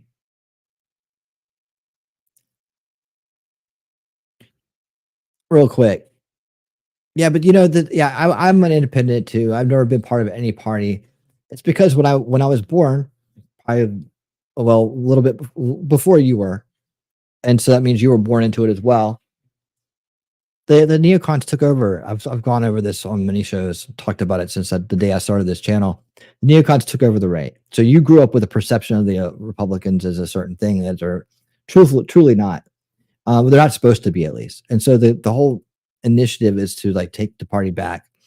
And when that's completed is when I'll decide if I'm going to I'll join or not. It has to be uncorrupted for me to join. And it's getting there. I don't know if joining the party helps the party in any way.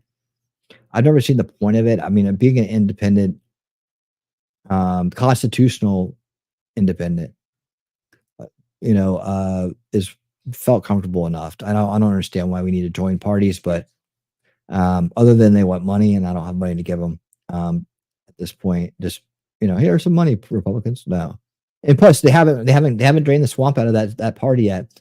I'm hoping to see some big progress on that now. Now that they've got some decent people in charge of the RNC, so we'll see. But the idea of republicanism, right, what the party is supposed to stand for, is definitely aligns with what I believe. But it's like, I can't ever join it with the Bush, McCain, Romney people in charge or anybody else like that, right? It has to be completely scrubbed out. And when I see it in a good position, then I'll consider becoming a member of it. I'm not against it. And I think that the whole idea of what it stands for and what it's supposed to be, it needs to, and like Vivek is saying, it needs to be reestablished. It needs to be reestablished because it's been subverted by the rhinos, the neocons. They're fake Republicans. They've subverted the meaning of what it means in a generation and generations mind, like several generations mind. This has been changed. They need to realize that it's not authentic. And so there needs to be a reset in that, and reestablishment of what the Republican Party stands for, what it means, and that the people in there are committed to that vision and what it's supposed to be. And then you got a decent party. But calling myself that, but I'm definitely siding with it. I mean, I hope you're definitely voting with that in that direction, because that's what the anti-establishment is made inroads into, and that's where we're fighting from. And this is the only way we could do it. By the way, it's the only way we could do it. There was no other way to do it. You can't run third party and do it. It ain't gonna happen, right? You can't do right. You can't run. Off ballot. You can't run like write-in. That's not gonna happen. You're not going to ever get anywhere. The establishment will just wait us out. You have to at least get inside the game to unrig it, right? And that's what we've been doing with our political, the political pillar of this anti-establishment movement, is to reclaim a party and then drain out the corruption, right? Get in and remove the corruption, remove all the corrupt institutions, remove the funding for corrupt actions. Remove corruption, anything that corrupts or subverts the Constitution. These are all things that we've been aiming for a long time. So, anyways, let's finish reading this. Continue funding Joe Biden's border invasion. Well, I know that wasn't in the bill. I mean, the funding for it is. I'm sure they didn't word it that way. So yeah, this has been definitely. I mean, I know it has. I knew it has by looking at it. It's been done in a comical way to kind of spit the truth out of what it is, right?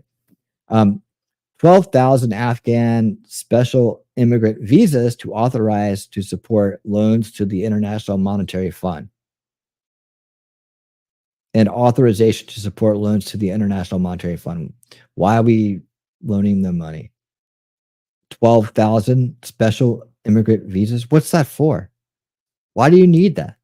So you're not allowed to read it because you got to pass it to find out what's in it, right? Benefits for illegal aliens. Well, that's already happening, right? More of that. Late-term abortion funding at home and abroad per UN funding. Oh, yeah. There you go. So we're actually now divvying out money for the UN. So, yeah, we do that anyways, right? But, yeah, there's the head of the snake. Diversity, equity, and inclusion funding initiatives across the nation. These are all things we'd stand against in the anti-establishment. Fund FBI new headquarters. Oh yeah, they definitely need a new headquarters, right? Yeah. Okay, so that's what's going on there. You can see it's just getting, but none for vets. Yeah, $185,000 for gay seniors, but none for vets. Well, way to go, Ohio. See, A, they have dirt on him. B, something very bad is coming. So none of this matters, as we will be.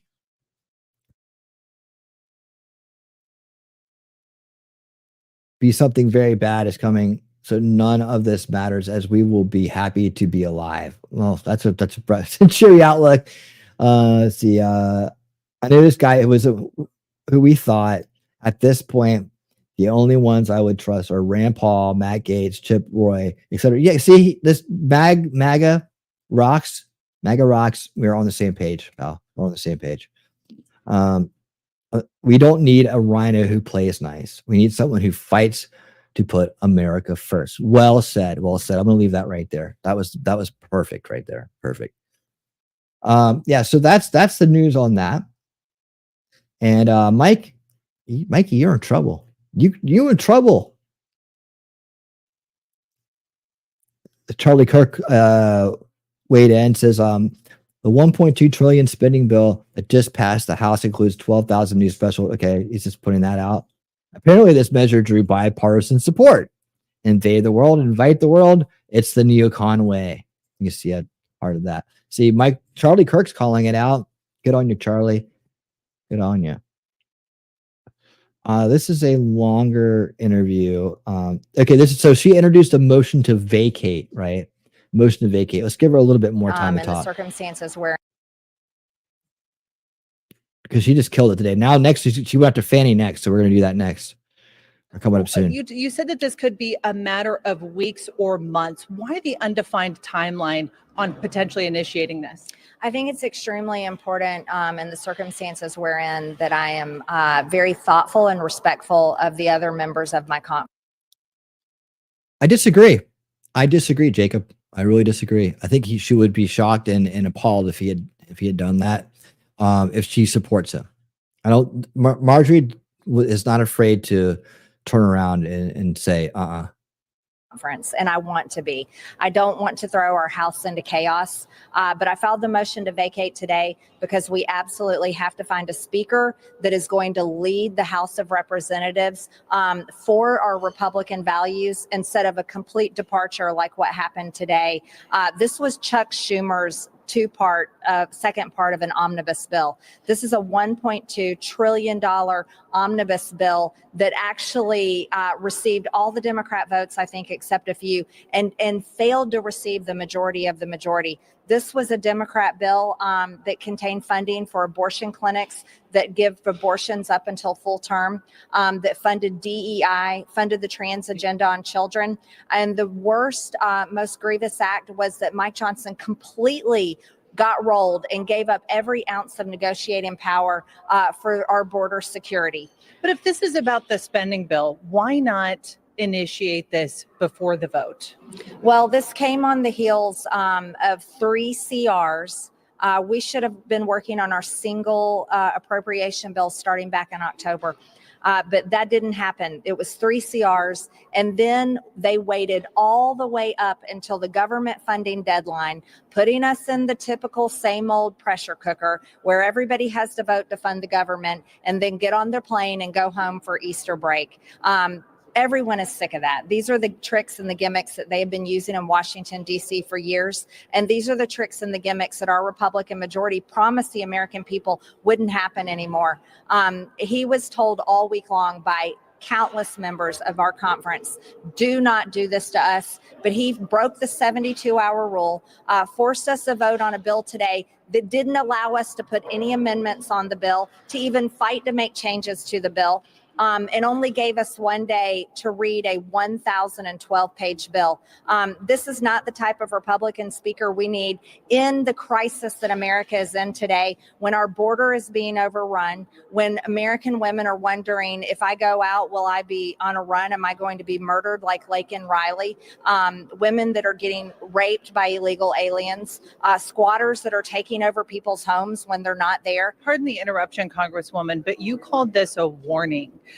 What will it take? What is this contingent upon for you to initiate this? What are you looking out for? Well, it's very hard work to lead the country. It takes a lot of responsibility, and it takes a steadfast spirit.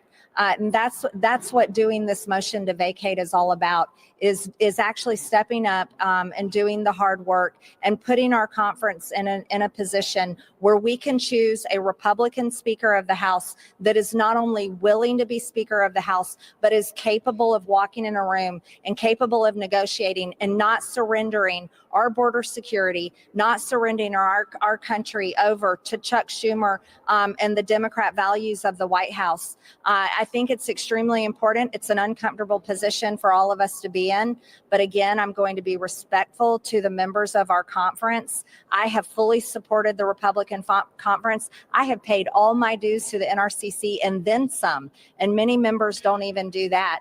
I want us to keep the majority, and I want to hold the majority next Congress, and I want to have a Republican Speaker of the House that is capable of leading the House and passing President Trump's agenda if he becomes our president.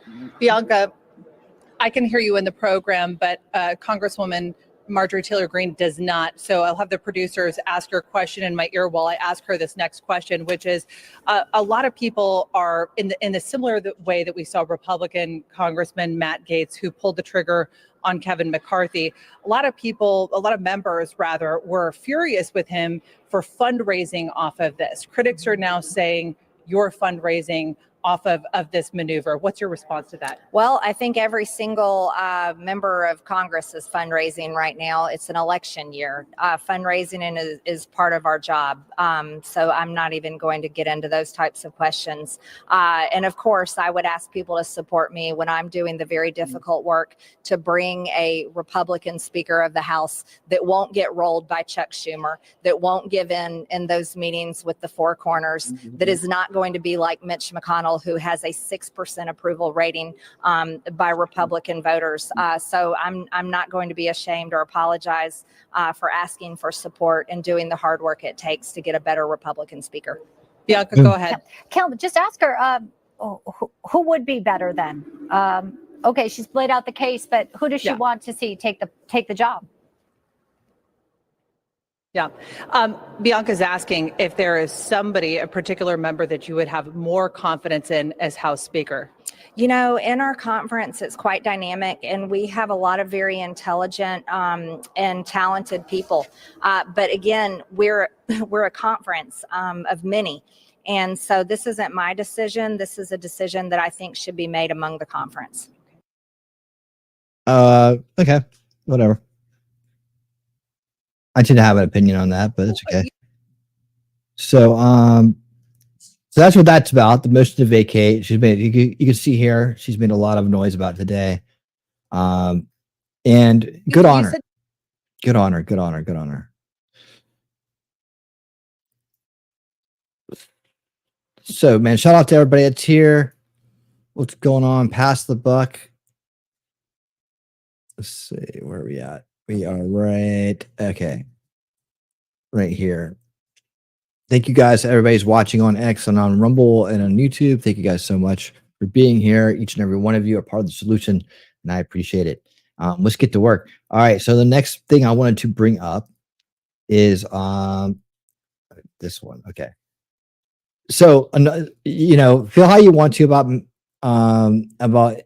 MTG. We all are entitled to our opinions about things.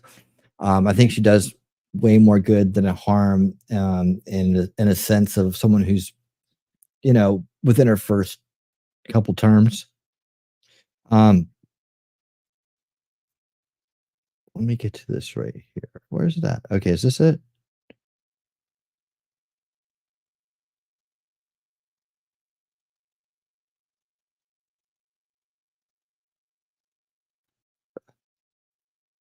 Is that okay? Here we go.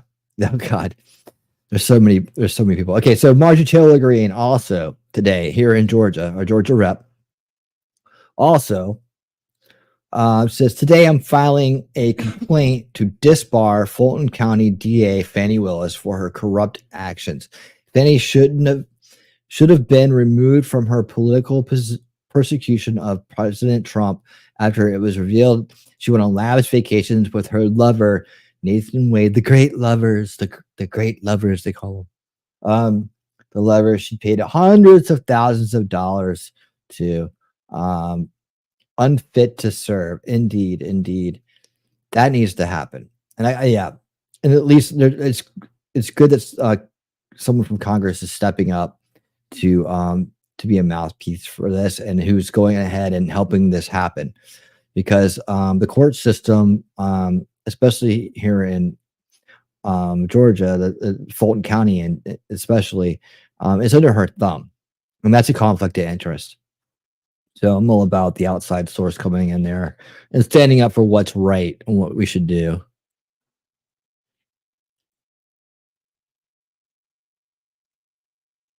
Yeah,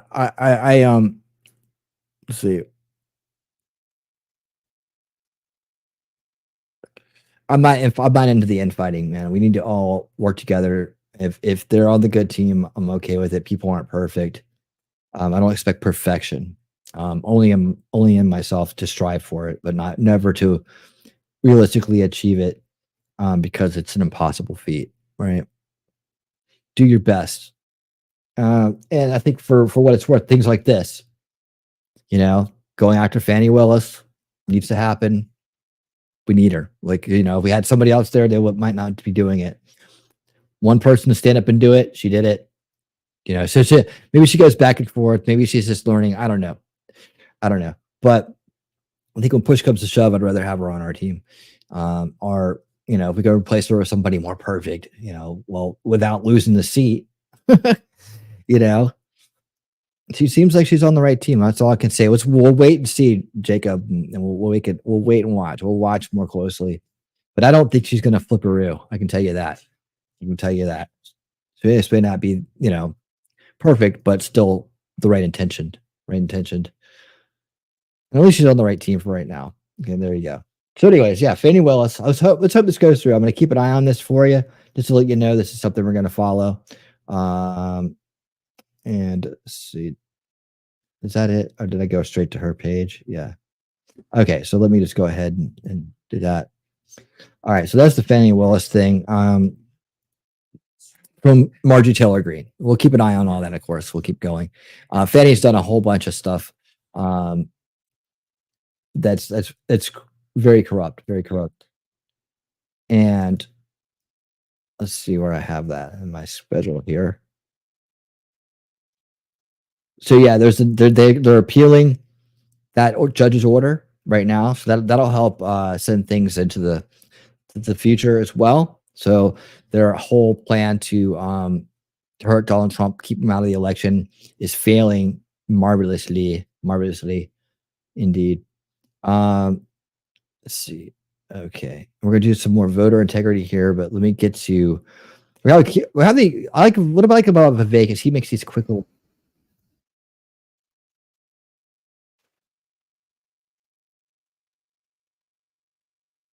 Okay, he makes these quick little soundbite stuff. That's what Vivek's good at, man. I wish I had this talent. He makes these quick little 2-minute, 3-minute sound bites about things. So it serves good introductions to topics. I love it. Let me go ahead and do this and do that. So Letitia James, another interesting, similar prosecutor in another corrupt area, has been has gotten away with some very corrupt dealings in New York. Now they're threatening to take away property of Trump's because they railroaded a decision through. It was a bench decision. It was no jury. And they're basically, for a victimless crime, trying to charge the largest bond amount in the world.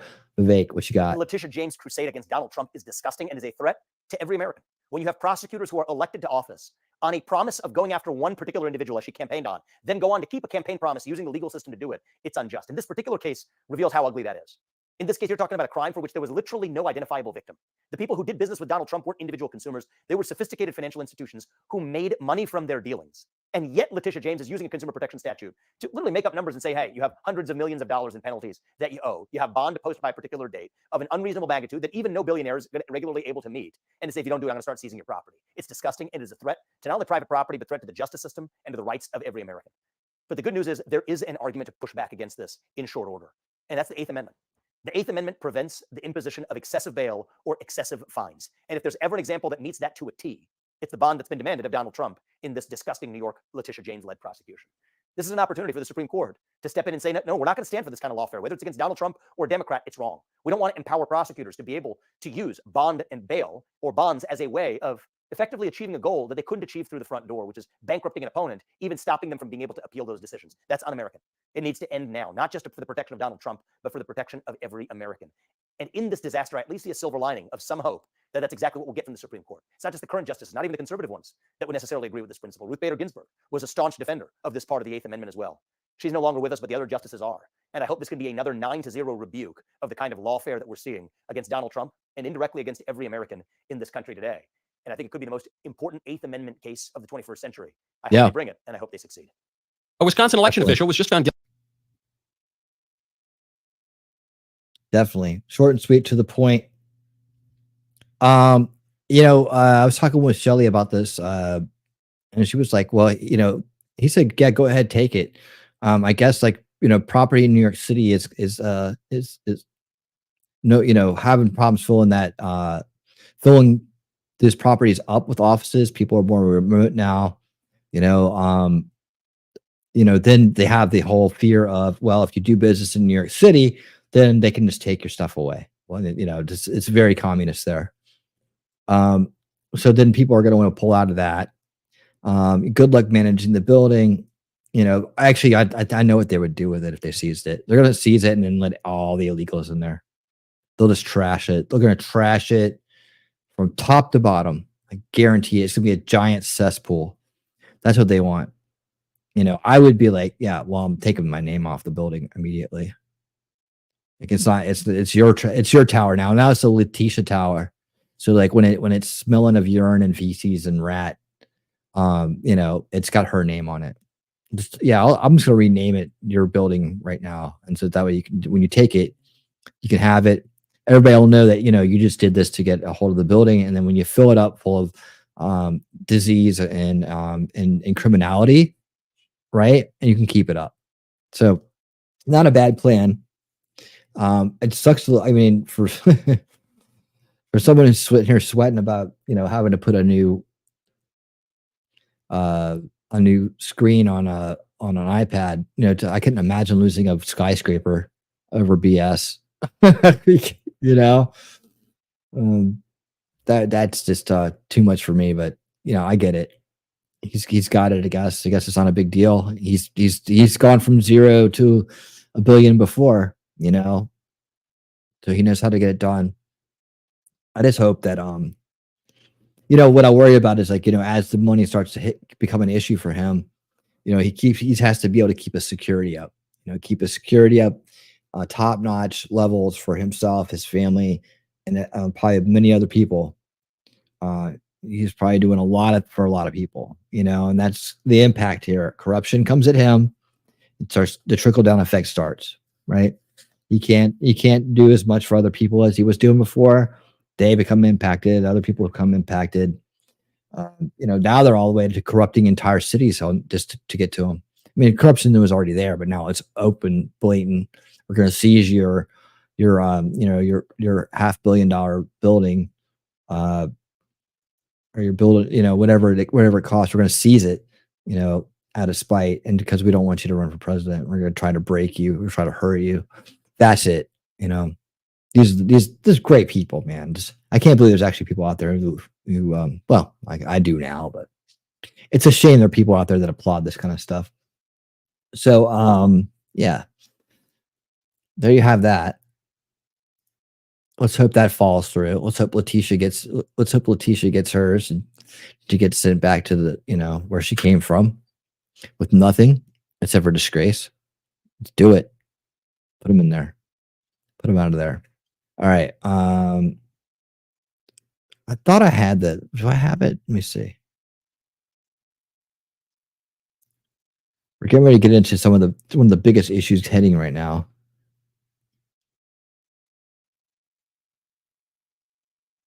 Where did I put that one? There's the J6 stuff. Give me 1 second, guys. Okay.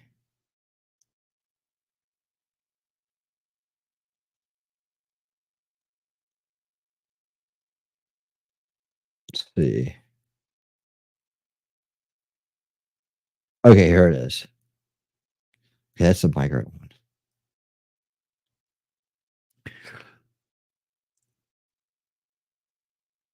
Oh, okay, I don't know where I put this, but I wanted to go over. I'll just talk about it. So, so Fannie, in case you didn't know, Fannie Willis went out and she went these black churches and politicized, got up and politicized in front of them, just went off about what she was going to do. And so on. People are amazed that so many of these churches down here in Atlanta are still supporting her even after the trial, even after all that. She put their personal life on trial. That the ignorance is so frustrating. The ignorance is so frustrating. If anybody has that clip out there, I don't know what I did with mine, but it was a rundown of like all. Man, I love that clip too. It was a rundown of all the all the preachers around town here singing her praises. And what did I say that to? I made a comment that said, "Oh wait, maybe I put it on X." I made a comment on it. I know, so that's what makes me remember it. Let's see. Bookmarks, all bookmarks. Timestamp that one. No.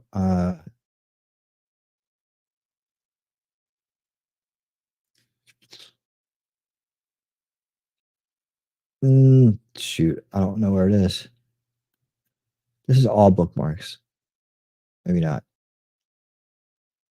2044. That's that. Okay. Yeah, this is all of it. I don't know what I did with it. Anyways. So they're amazed that these preachers down here are still talking, are still singing her praises. They're still singing her praises. And let me see here. Oh, here we go.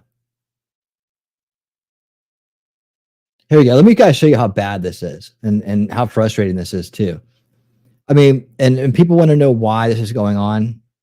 Thank you for that, by the way. Whoever got that to me. All right. There we go. Watch this montage. Look at your neighbor and say, God will see me through. Because history teaches us that if it had not been for the Lord, Israel would still be tending flesh pots in Egypt. If it had not been for the Lord, Israel would not have crossed the Red Sea. If it had not been for the Lord, Carter G. Woodson would not have created Black History Week.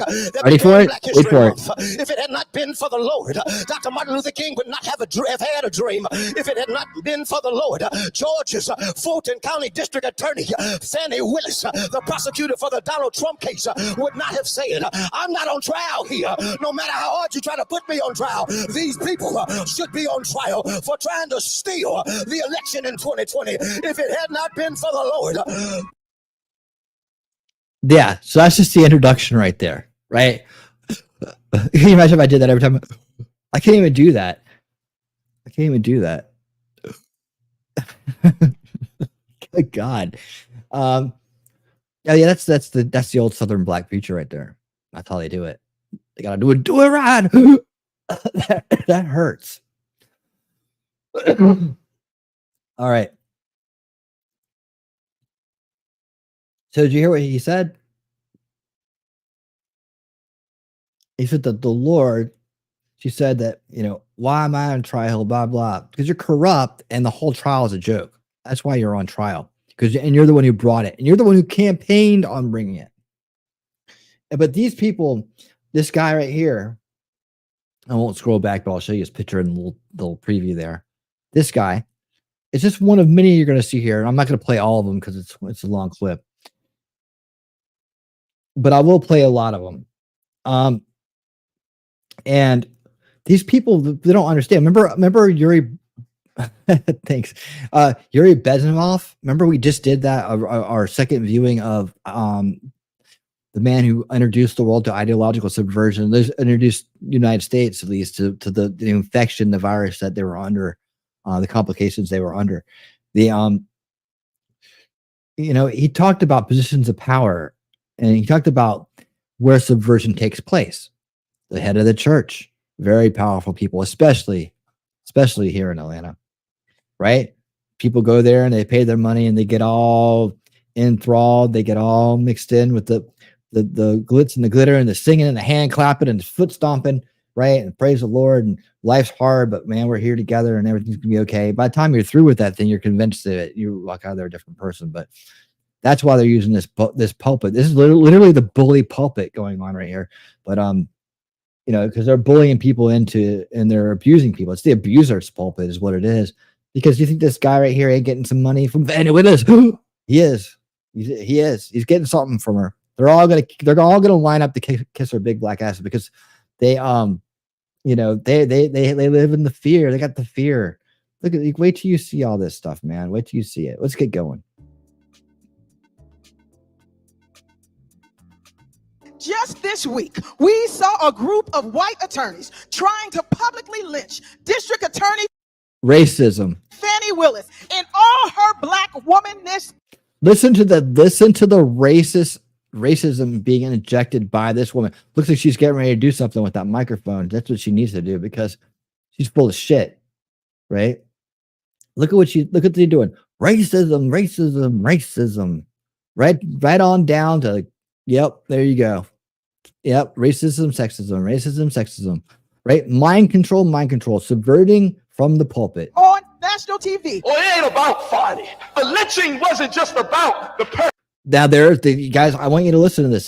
This is a textbook rundown example of how subversion works, how mind control works. Now, the first two people we've seen right there, right? The first two people, right? Injecting race, and what's he doing now? The lynching. Person that was hanging from the lynching tree. The old lynching tree. Thing was a message to let us know that there go you if you don't stay in your place. I think we have a new. Yeah, that's what's going to happen because look around. Wait, you don't see any of that happening? No, it's there. Just believe us. Believe us. It's coming, y'all. Live in fear, right? Do what we say or it'll come. Look at this boy. Look at this dude. He's got a golden microphone. He's got a golden microphone. Look at this. Black history figure that will go down in the history books. Her name. Black history figure.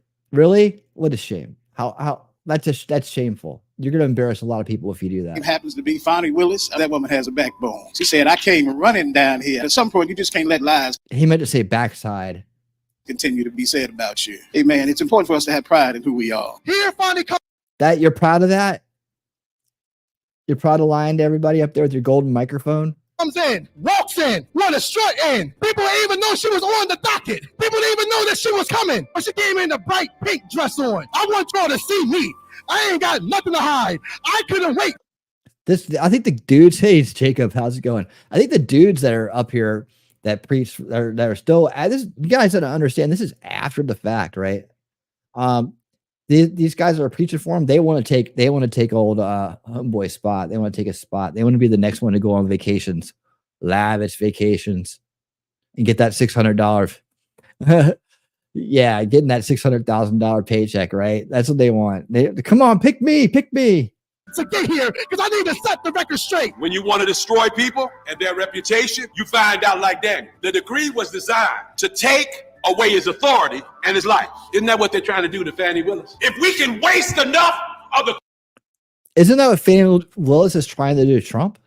court's time on her and the chief prosecutor, maybe we can make it to November. You mad about something, bro? You mad, bro? Gonna rage for me? Dude, all these people are being paid off. That's what I'm trying to tell you. That's what I'm trying to show you guys. They're all being paid off. Listen to the subversion. Remember what Yuri said. I'm sure that the link to the stream, what we did, ideological subversion, will be showing up there in the chat any moment. But listen to them, right? Subversion. They got you lulled to sleep. They got you under their wing. And that you wonder why these cities, this is probably going on in every city, like every one of these big urban areas that are heavily Democratic and just to their own detriment work to be further enslaved and eventually extinguished by those very people they serve right now. You know, they're working hard to their own demise is what I say. Yeah, same voice, different messages, different faces. I need a Xanax watching this guy. Yeah, I guess everybody does. He needs one. Boy, he's sweating. This is one of those guys that has a heart attack right at the pulpit. Without him being tried. Lord have mercy, Jesus. Everything is not equal in America, and there are often smoke screens like Fannie. Again, man, everything is equal in America. Equal opportunity. It's not equal attitudes. It's not equal point of views. Not equal perceptions of reality, because they got the veils of perception up where people like this live behind them and can't see the truth about the world. He's been raised in a narrow perspective and keeps himself there through fear and now profit, evidently, with his Mount Calvary, Egyptian symbol Baptist church, right? That's an Egyptian symbol right there. What is that? What is an Egyptian symbol doing in a Baptist church? Right? That's like one of the biggest Egyptian symbols out there. That's hieroglyphs. I can't remember the name of it right now, but I literally used to have a necklace that had this on it because I went to Egypt when I was in college. I toured the pyramids and I stayed in a motel in the Nile where good times were had. But anyways, yeah, here he is standing in front of a Black History Month. Willis's personal decisions to try to detract from the facts of the case. They're going to kick her off the case, and then somebody go free. That's what it's all about. She shouldn't be on the case because there's a conflict of interest, but that doesn't bother this guy here in his believers living gospel ministry in his living room, right? Flipped it. It's been flipped. They would rather have us watch a trial about Fannie Willis and be distracted from the fact that Donald Trump is still guilty as hell. The man. You hear that?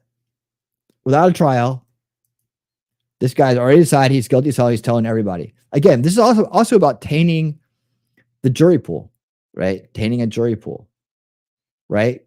She went out there ahead of time and started tainting the jury pool. This is how dirty and corrupt they are. This is how hard they work, though. They show up every day doing this stuff, guys. They show up every day doing this stuff. Meanwhile, most of us are checked out. The fact that Donald Trump is still guilty as hell. Not the people here, though. People here, you're part of the solution. I'm talking about out there, right? We got 12 people on YouTube. We got 2 people on X. We got 11 on Rumble right now. Wait, hold on. What's that over there on Rumble? Hey, Daramoth. Thank you so much for the $5 super chat. Hello, fellow Rumbler. Hope you are having a great night and that the weekend is even better. Have fun tonight. Thank you, man. I really do appreciate that. Let me go. How do I get to his channel? I'm gonna stop by and give you a. Let me see what you're about. Give you a shout out right now for the Rumble rant. That's a Rumble rant, you guys. I can't show them on screen, unfortunately. But thank you so much. We'll see what you got going on here. Looks like you do some live streaming too.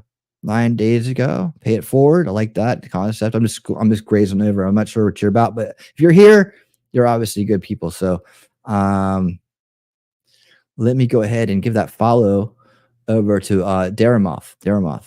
Hopefully I'm saying that right, man. I got you on. I dropped you a follow. Thank you so much for the $5 super chat. I really do appreciate it.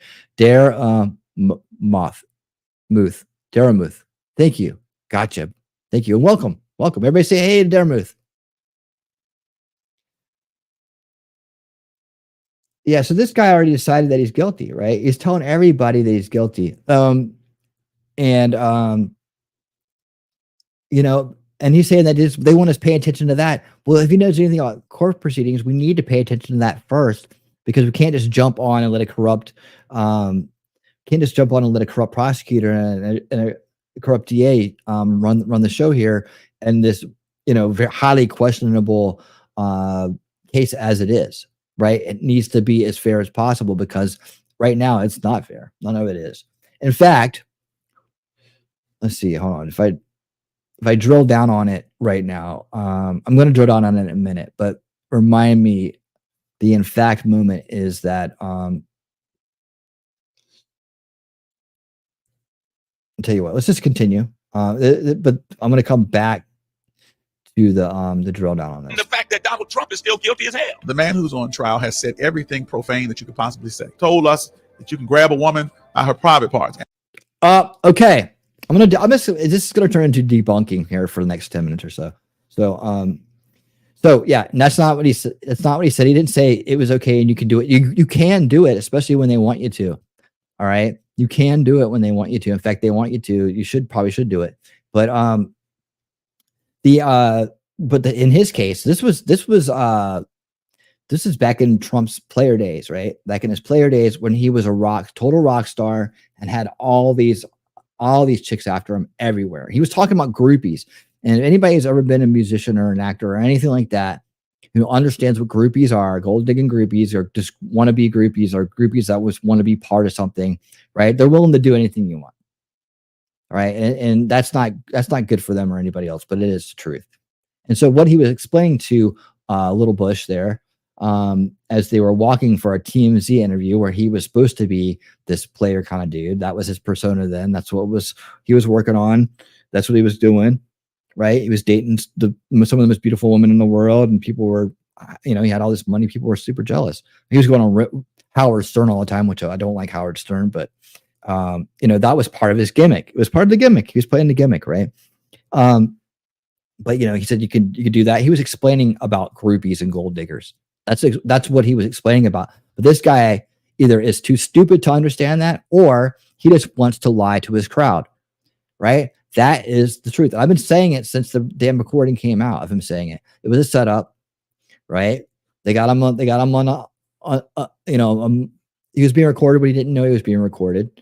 But he was just playing into the character, doing this. He was going to an interview, right? He was getting ready to be interviewed. He was playing into the character, and he was just explaining how it works. And every rock star out there, every famous person out there knows exactly what he meant. Yet lie to the people because you think they're stupid enough to come watch you every week, aren't they? Give you money. Yeah, just keep lying to them. Keep lying to them.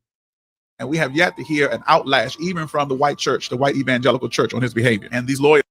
Oh, yep. Even Whitey hadn't said something. You know why? Because we know he's talking about groupies. Just come into a courtroom in Fulton County, Georgia, and attack Fani Willis and say she's disqualified. They won't disqualify him to be president, but they'll disqualify her. False logic. False logic. You see how he does that? He thinks he's making a point. This is false logic. This is called a fallacy in action right here, right? They won't disqualify him, but they'll disqualify her. She's corrupt. She shouldn't be on the case. She's fabricating this stuff in order to, and this is what I want to talk about on the drill down. I might as well do it now. When Trump said, find me the votes, it's because the votes had changed, right? He had lost votes that would have made him win. And he said it over and over again. Did everybody forget this part? He said it over and over again. That the votes changed. They switched. Suddenly he didn't have the votes he had. They went away.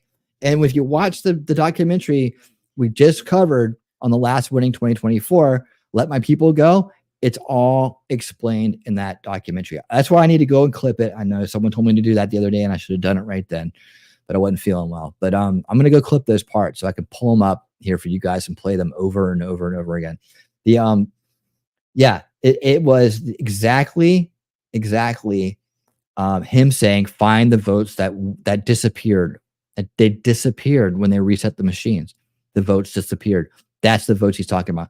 But this guy thinks he's trying to steal it. Again, either he has a very small, limited brain, which I don't think he does, because he's obviously smart enough to put a big old church together. I didn't have the seats filled yet back there. Looks like he's on a bus or something. But I don't think he's dumb. I think he knows what he's doing. I think he's manipulating people openly. And look at the face he does it in. And why do they all wear the same glasses? From this case, you can talk about whether or not out of marriage. You can do all that stuff. Two consenting adults. They couldn't prove. Two consenting adults that were both married. Are they both married to other people or just him? Well, I know that he was married during the time. So, okay, preacher, so much for the sanctity of marriage, huh? Have not proved that there was any financial benefit. Funny. Yes, they did. Yes, they did. Lied again. Lying. This is a church of liars. Willis came down in the courtroom and she decided that she was going to take him on head on. She walked up to the she made a fool out of herself. Table, just threw the nose on the table and said, let's get it on. I'm ready. And he's so attracted to her. He fought for what she had worked for. Amen. That it not be somehow besmirched by lies. Searched by lies. It's all she worked on was lies. Eric, here we are at Synergy Church. It just keeps going. Look at this guy, man. Connor's Temple Baptist Church. Here we go. I've never been a proud black man before in my life. I've been a proud black man this week. She ran to the courtroom. Fannie Willis made you a proud black man. That is sad. Look at this look back here. Look at it. Look at this look. Look at this. Look at this. Look at this. Nothing but disdain for this guy. I bet you he's corrupted. So I bet you he's pulling all kinds Let's of stand and put that whole situation in order. Long before there was a Fannie Willis, there was a man in the Bible who said what he said and stood by. Long before there was a Fannie Willis, there was Jesus Christ. Really? What he said. And if you go to John chapter 9, we find that there was a man born blind. Now understand, before you read chapter 9, if you go back and read chapter 8, you find that the Pharisees were very angry with Jesus. They were trying to set Jesus up, just like Trump's attorneys were trying to set up Fannie Willis. And False comparison. Again, this is, I mean, I should just put the fallacy sheet up in the background. We can just go through this thing. I'm not going to go much longer, man. It's all the same. I mean, you've seen one, you've seen them all. They're all doing it. It's just outlandish. If you guys want to watch the rest of it, I mean, this could literally be a segment on funny videos. My the show that I do at the end. Well, we'll go to the bonus clip. All right, we're gonna end it up right here. I'm gonna jump ahead. If you want to see the whole thing, ask Shelly. She'll tell you the link. But you can find it out there. It's called "Woke Preacher Montage: The Gospel of Fannie Willis." Yes, it should be like a textbook class in subversion. Because that's all they're doing. And this should be, well, they're freedom of speech, right?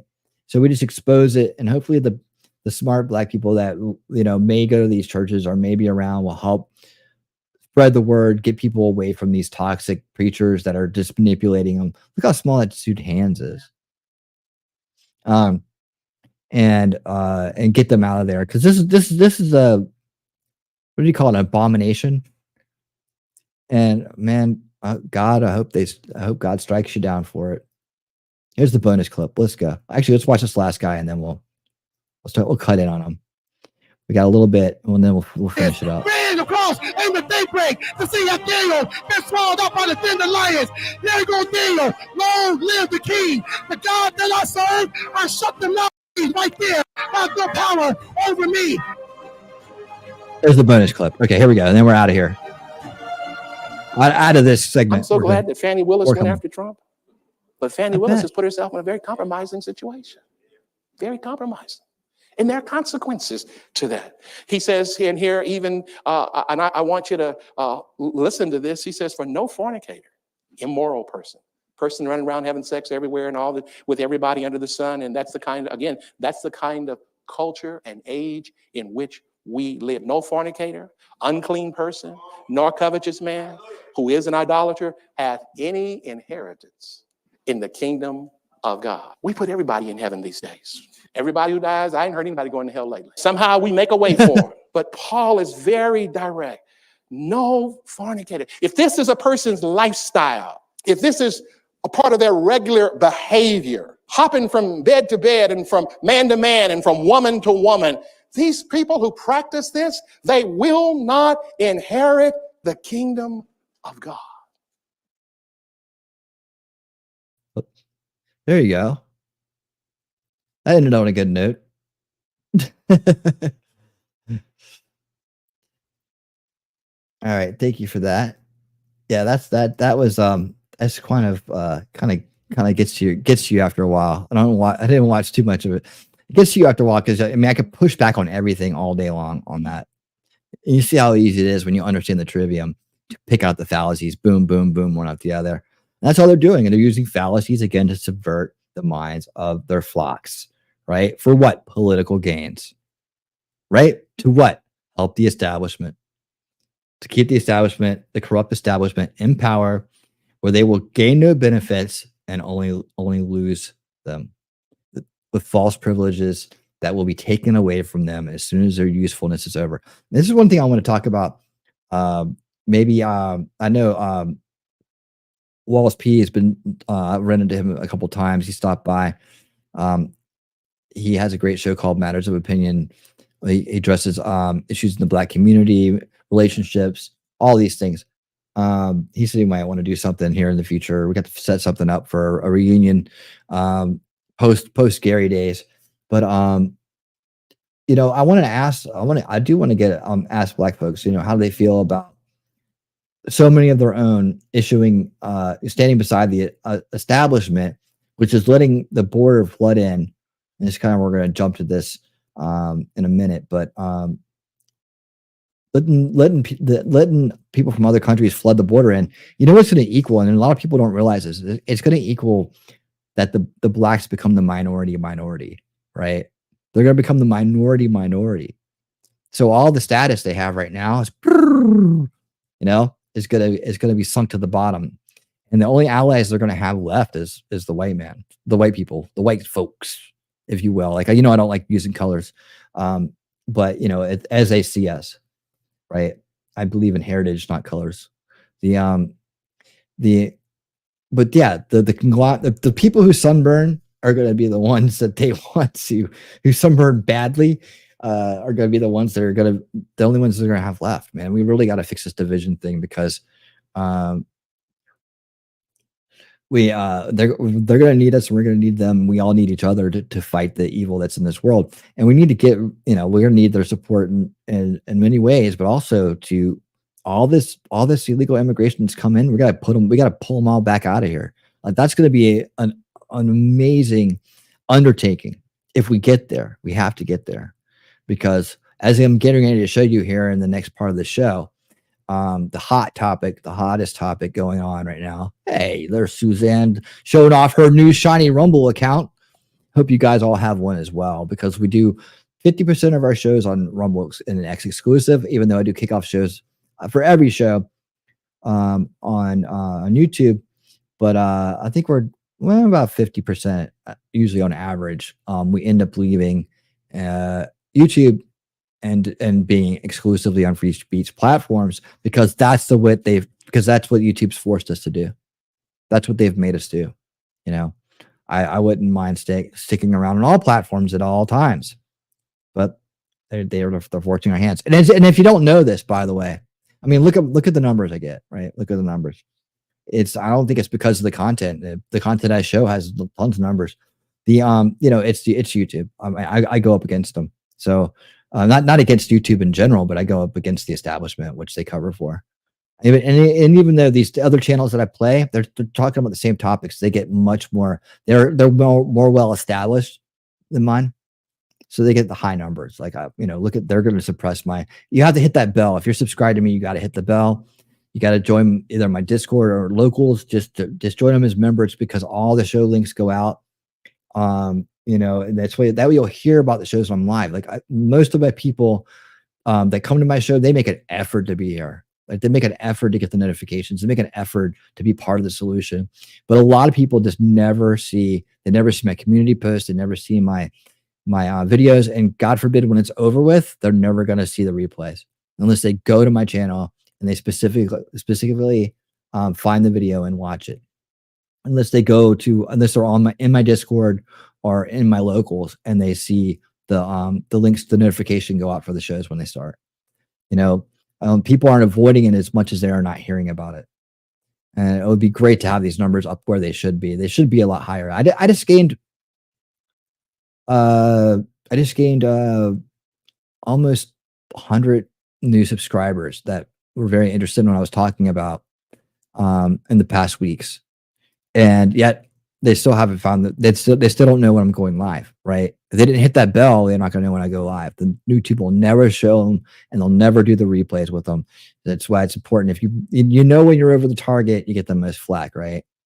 So it's really important that everybody who believes in this and wants to help see this channel get there and believes in what I'm saying and what I'm showing and the knowledge that I'm trying to give out, that is helpful not just now, but for the generational warfare that we're engaged in as well. How to fix this permanently, how to fix these things permanently, not just what we're addressing right here on today. Today's show is about what's in front of us, right?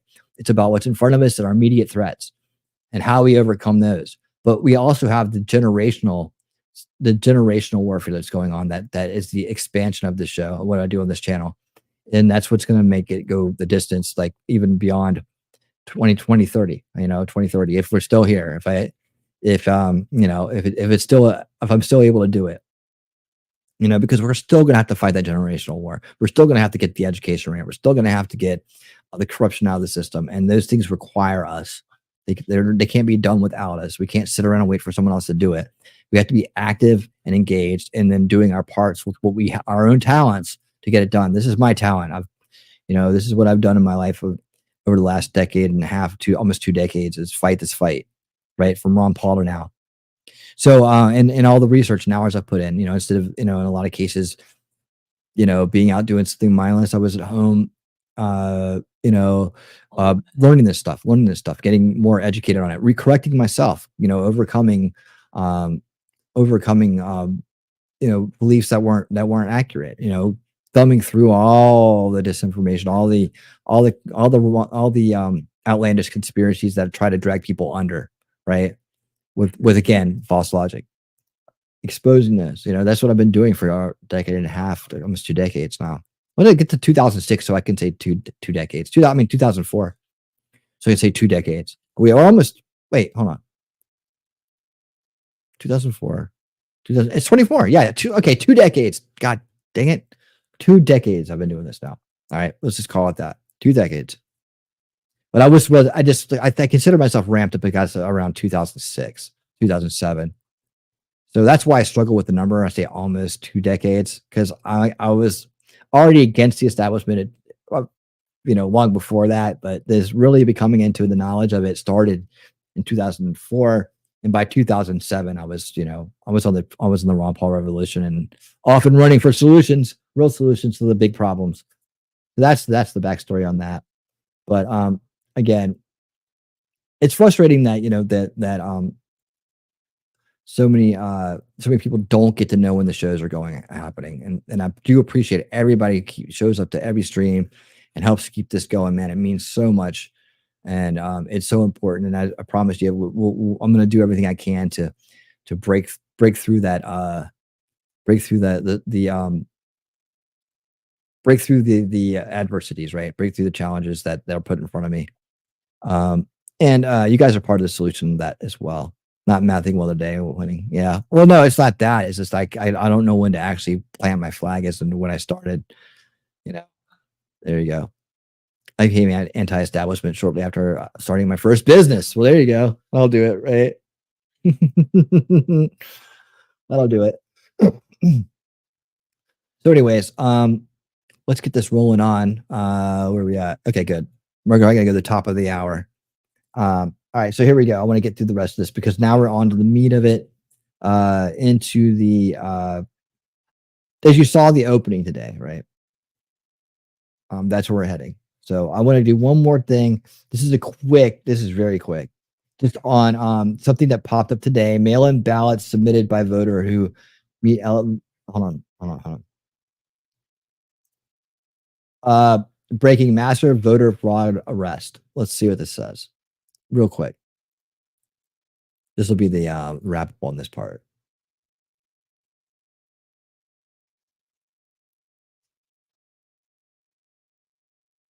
Where the heck did you go? Oh, it's down here. There it is. All right. Off and running. A Wisconsin election official was just found guilty of voter fraud after she produced ballots for fictional military servicemen during the 2022 elections. The election official in question is former Milwaukee Election Commission Deputy Commissioner Kimberly Zapata, who was convicted of felony misconduct and 3 misdemeanor counts of making a false statement to obtain an absentee ballot. According to Zapata's lawyer, the election official sent the fraudulent ballots to the home of an elected official who had been calling attention to the issue of voter fraud. And she claimed she did this to prove the ease with which the lax ballot laws could be exploited to rig the election. So it's not just that she was trying to rig it for her own nefarious purposes. She says she was a whistleblower.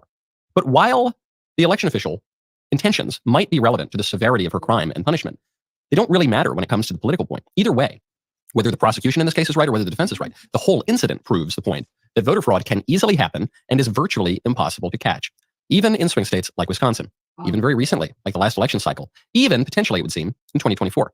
I'm Michael Knowles. This is the Michael Knowles Show. All right. That's all I wanted to play it from that. Just got to give you the heads up on that. Get caught and they're like, oh, no. I was just trying to blow the whistle. See? Well, you should have told us ahead of time. if you really wanted to blow the whistle, and that way we wouldn't count them, right? We wouldn't count them. All right. There's an unfortunate game. Again, I love the short 2 or 3 minute clips Vivek does, because they're great for opening segments. You might see a lot more of these as segment openers, because we're now going to head to the border, and that's probably going to be the rest of it, because there's so much border news going on.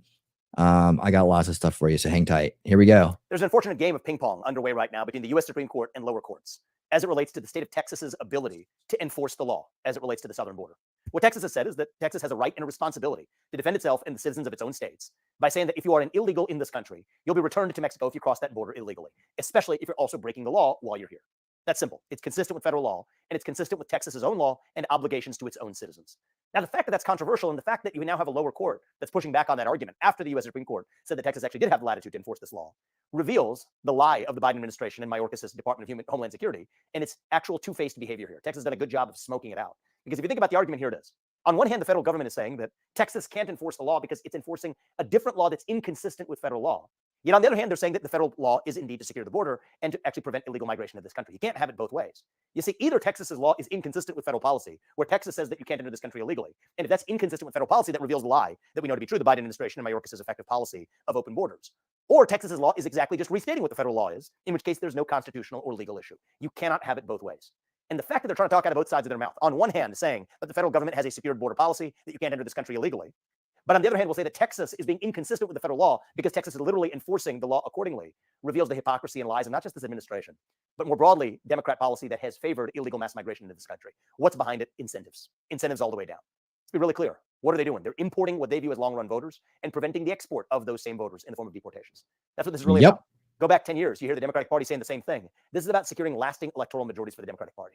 And it's no accident the very people who favor those porous southern border policies are also the ones who favor lax standards for voting in our elections. That's what this game is really about. Once you see that, the rest of it makes sense. If you think about it as a technical issue, why can't we solve this technical issue at the southern border with a fence or a wall or drones or other technology? You're missing the point. Of course, we can solve the technical problem. This isn't a technical issue. It's a challenge of will. And I think Texas has done an outstanding job of smoking that fact out by forcing the federal government to admit that Texas's law is inconsistent with the way the federal government's enforcing the law today. On the other hand, if they're not doing that, then the Texas law should be perfectly good to be enforced as it is.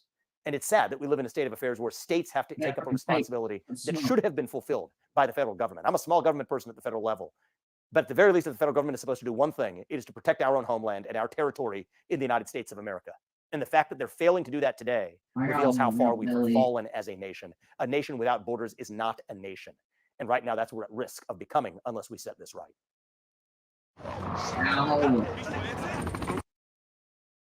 There you have it. Great intro there. And it's the truth, man. The hottest topic it's the border invasion is hot. This topic is hotter than it was in 2016, where it was really just brought to light by Trump. I mean, it was really brought to light by Trump more than anybody else ever. Do you remember being more concerned about the border in 2016 as you are today? I mean, Biden managed to take a situation and make it a million times worse, or they're just rushing. They're sending more people. They're trying to get more people here and into this country illegally so that they can give them IDs and fudge the ability to vote, use their names and voter registrations, all kinds of things, man. They're gonna pull out everything. That's what I'm saying. It's one thing to call it out before it happens. It's another thing to call it out after it happens. But the only real way to deal with it is to take action as it's happening. Like, you literally have to stop the fraud as it's being committed. Now, the border itself, that's different. That's a multi-pronged thing going on there, right? It's a multi-pronged weapon, as it's not just the voter base that's coming in. It's not just crushing, the cloud and pivot strategy of crushing the government welfare system in order to bring about some kind of universal basic income, or just basically wreck the country, bring down the value of everything, and impact quality production, of supply, all these things. But also to create crime, to potentially take over and build a standing army. And that's what I was talking about earlier. I wanted to say is that everybody has this idea in 2011, 2012, that, that the end was coming, right? Especially in 2012. And, they had all kinds of different great conspiracy theories out there, like the Mayan calendar and all this other stuff that was going to signal the end of the world. The UFO people were just thriving back then. They were thriving because the Planet X, Nibiru, they were thriving. They were wrapping all kinds of people into their little web. But understanding and believing that there was going to be some kind of new world order army marching down the streets. They're going to parachute in, and it was going to be like Red Dawn or we are so programmed by Hollywood and media, and so is our education, that our archetypes, these things, these images that flash in our mind when we hear a word or a concept that give us the base from which to work from, like our belief system, right? It's so corrupted at this point by Hollywood and media and their perspectives on it. People don't understand that, that things evolve, right? They think communism, they think the Soviet Union immediately, a Karl Marx. It's like, you could almost do it. For anybody who's new and hasn't heard this before, the way that you figure this out is, you hear a word and you capture the first images that flash into your mind. That's your base archetype for that situation. So if I would say the word war, are you imagining this army army soldiers and tanks and trench warfare from World War II? Are you imagining Desert Storm? What do you see when you hear the word war, right? Do you think ideological subversion? Do you think a generational corruption? Do you think that's war? That's warfare. It really is. It's 95% of war. 5% is kinetic. Everything else that leads up to it happens, without tanks and soldiers, right? It all happens. The coup in Ukraine led to the war that they're in today. The coup, right? That wasn't armed. That wasn't soldiers, but that was the start of a war. Dude, a lot of people don't that we haven't been taught how to see these things correctly, right? And that's part of the thing we have to improve upon in our education, is not allowing these ancient archetypes to be set in, because they're easy to exploit. Everybody's standing down waiting for the first bullet to fly. But then what are you going to do? What do you think is going to happen? These people that are just like, well, I'll know it when I see it. You won't know it when you see it, because you're not paying attention. It's already here. But okay, with the first bullet flies, what are you going to do? I'm going to go grab my shotgun and go to my glass window. And no, that's not how it's going to work. You don't get it. You think you're going to join some street army and it's going to have some great music, inspirational music playing in the background, and it's going to be like Independence Day or some freaking thing like that. It's not. It's never going to be like that. You're not going to see it coming. But these guys right here, I want you to take a look at this. We're going to watch this right now, and then I'm going to comment about this, just what I'm talking about after it. But I want you to pay close attention to what you're seeing in terms of who these people are.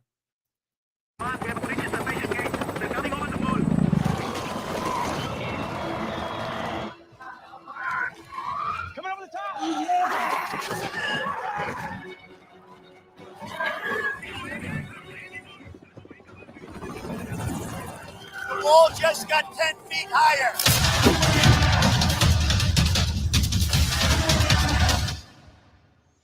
What's up, guys? It's boy Benny. Have you ever seen a horror film or any kind of suspense or drama film? You know that there's this big type of dramatic buildup that. Hold on. I know. All right, try it again. Occurs where you can.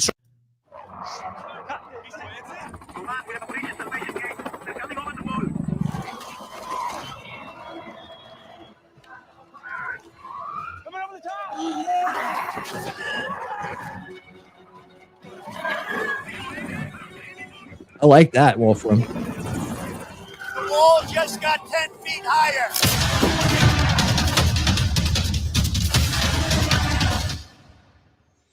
What's up, guys? It's boy Benny. Have you ever seen a horror film or any kind of suspense or drama film? You know that there's this big type of dramatic buildup that occurs where you can sort of see the wheels slowly coming off and the gears slowly grinding into place for some horrible event to happen. And you see that in movies because that's actually reflective of real life. If you are paying attention right now politically in this country, you can see that in real life, we are grinding our way towards a horror show in this nation as it pertains to illegal criminal alien immigration. And now we have reached the horrific climax of the movie, and horrors untold will be beset upon our nation. Over 100 migrants break through the razor wire, knock down guards as they illegally cross El Paso border in wild scene. We are here. We are at this part of the movie, ladies and gentlemen, where all hell breaks loose. The Biden criminal alien importation has now come to a fever pitch where these criminal aliens who are trying to enter our country illegally are going to take matters into their own hands and attack American soldiers. And that's what you are witnessing happening right here. A group of hundreds of migrants attempting to enter the U.S. illegally rushed a border wall Thursday, breaking through the razor wire, knocking over guards in the process. The Post witnessed around 600 migrants massed at the international border, whom Texas National Guard were attempting to push back in small groups. The situation grew tense as the groups were separated out, and the video shows the migrants crying for help and rushing to the border gate. Groups of men with hoodies, gloves, and winter jackets pull the fencing away as a group of 5 guards stand in a defensive formation. They are now attacking us. They have been attacking us. And the footage is going thermonuclear on X. Check this out. Look at this. Look at the guys fight. Look at these guards standing there, and then they just don't give a shit. And they burst through. It's like 5 guys versus 100. You carry the guns, but you don't use them. They literally rip open the gate, and then they start running.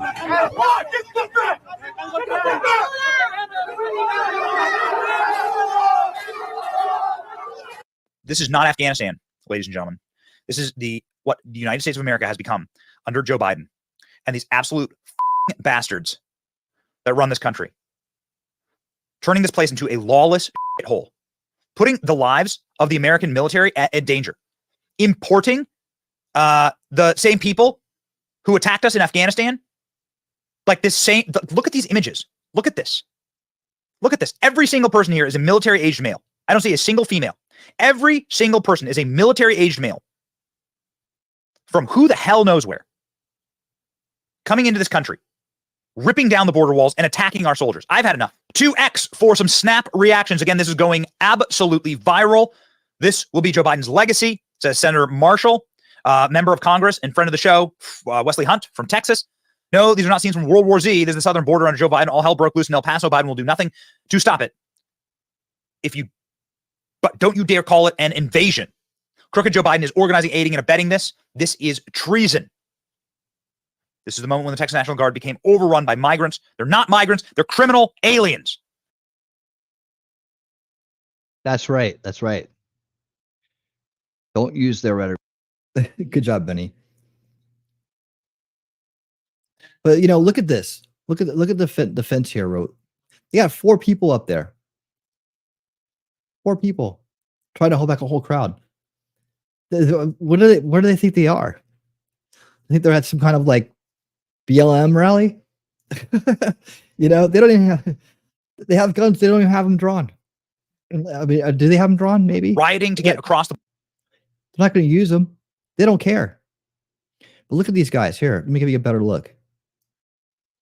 Look at this. No women and children there. Well, there's probably some women in there. Border in El Paso today. Welcome. Coming to a neighborhood near you. Coming to a neighborhood near you, ladies and gentlemen. Here we go. Sorry. Migrant riot breaks out of border wall. Hundreds of migrants storm the border. You can see here from a different angle what that looked like. A free-for-all. Look at this. A free-for-all. Look at this. What kind of a country do we have? What is happening to our nation? What is this? Small group, too. Chaos erupts as migrants attempt to enter the United States illegally through the El Paso border. Just a reminder that Joe Biden is suing the state of Texas for trying to... And then you see what they're doing? You guys see that? They put their hands up. Hands up, don't shoot. They put their hands up. It looks like they've been trained. Stop this. Keep in mind the Biden administration is suing Texas to force them to allow an invasion. This isn't Afghanistan. This is the U.S. southern border. We are being invaded. Close the damn border. And then, coming to a neighborhood near you. This is not invasion. And then they run in and they shut the main gate and leave the soldiers. You call the scene. Texas as illegal aliens storm across the border in front of the National Guard. Mostly peaceful insurrection. Yeah, this is more violent than anything that happened on January 6th. Illegal aliens overrun Texas National Guard. We are being invaded. Joe Biden is doing nothing to stop it. Why don't you do something, Congressman? It's an insurrection. I'm starting to get a little pissed off of these Republicans. I'm starting to get a little pissed off at these Republicans who like pass government funding bill after government funding bill and then do nothing for border control. Lawless chaos, invasion. This is what leftist politicians bring. Get some balls, Republican Party. Tell me again how this isn't an invasion. We are at war. Yeah, we are. And this is a little bit of foresight on Benny's part, because this is before that spending bill passed. Hundreds of illegal aliens rush the wall in unison, outraged after Texas National Guard troops had deported them to Mexico. This happened on U.S. territory. Illegal invaders are now the privileged class. Look at this. Look at them running over literally attacking our military. Attacking our military. This is not immigration. These are not migrants. That's exactly correct. This is a state of emergency. That's exactly right. They should declare a state of emergency and lock the entire state down. Like, why haven't they done that? Right. Biden has the power right now to secure the border and make sure this doesn't happen. He won't do it. This is an invasion. This, again, from another angle. What is this? One guy? One guy? How many people are in the Texas National Guard? How many people are in Texas? And Texas has like the second largest population in America, right? Call up the reserves. Get One back. guy versus 300 migrants from Lord knows where? Invasion, says Tim Pool. That's right. Yeah. That's right. Ladies and gentlemen, how much worse does it have to get? I don't know. I don't know. What's wild is that the illegal aliens that are even here in this country are now turning on Joe Biden for this exact reason. It's crazy. In a recent interview, an illegal alien told CNN that he's not going to vote for Joe Biden, that he wants to vote for Donald Trump because he wants law and order. I don't know where this guy's from, but he's an admitted criminal alien. And he says, I would never vote. He says, I'm not going to vote, but if I could, I would vote for Donald Trump because he wants law and order, because he doesn't want the same hellhole, lawless hellhole that presumably he came from to be brought here. And that is precisely what is happening. Watch. Documentado. Si yo pudiera votar en este momento, votaría por Donald Trump. Yeah, but he's rare. Like we saw the Muckraker documentary. It's pinned on my Rumble channel. It's probably one of the most important shows I did in terms of laying out the problem at the southern border. It featured the documentary from Muckraker about this U.S. southern border invasion, and it talked about it went on the walk from Ecuador to the United States border, and they went on the walk themselves to show you what it's like to be on that walk and who are the participants and helping people on that walk. That's the UN and other agencies like them that are giving them maps and showing them where to go and coordinating with cartels and for transportation. Yeah, they're all doing that.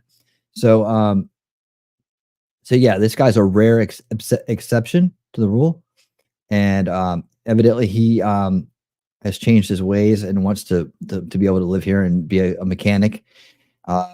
But he's also willing to admit, hey, I don't want to live in a corrupt country. I just left one. Who knows why he was in prison? But evidently he's changed his ways. So that's a good thing. But he's a rare exception to the rule. Let's jump over here to this clip of Tucker Carlson, though. Tucker Carlson explaining it better than I ever could. You assess it rationally. Changing the population of your country in order to win elections on the cusp of an economic downturn is the single most destructive thing you could ever do to a country. And it's happening here.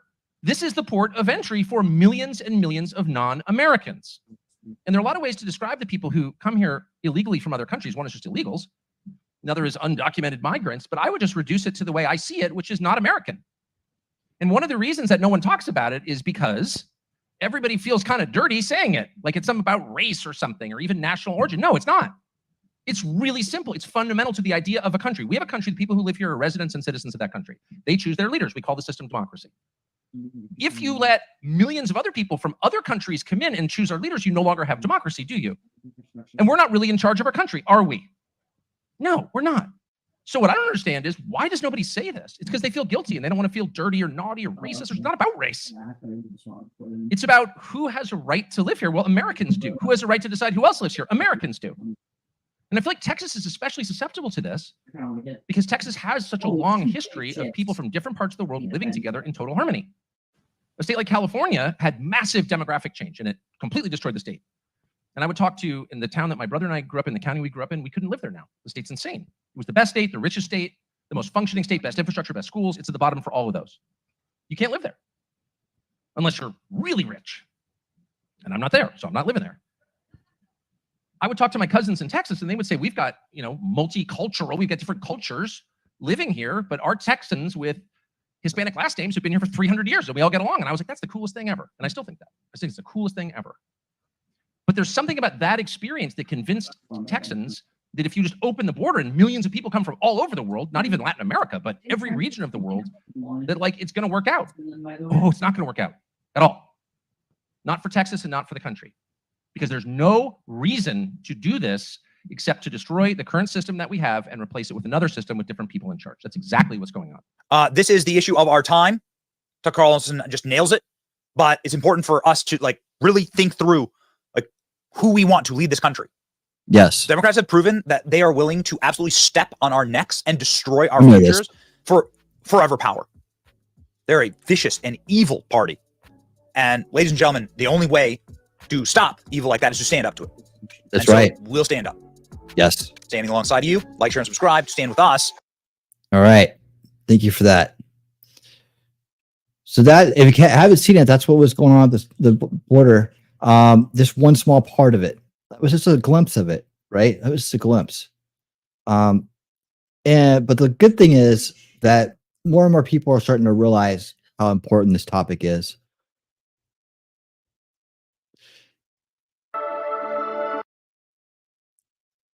Let me see, get this next clip up here. This is great. Watch this. All right.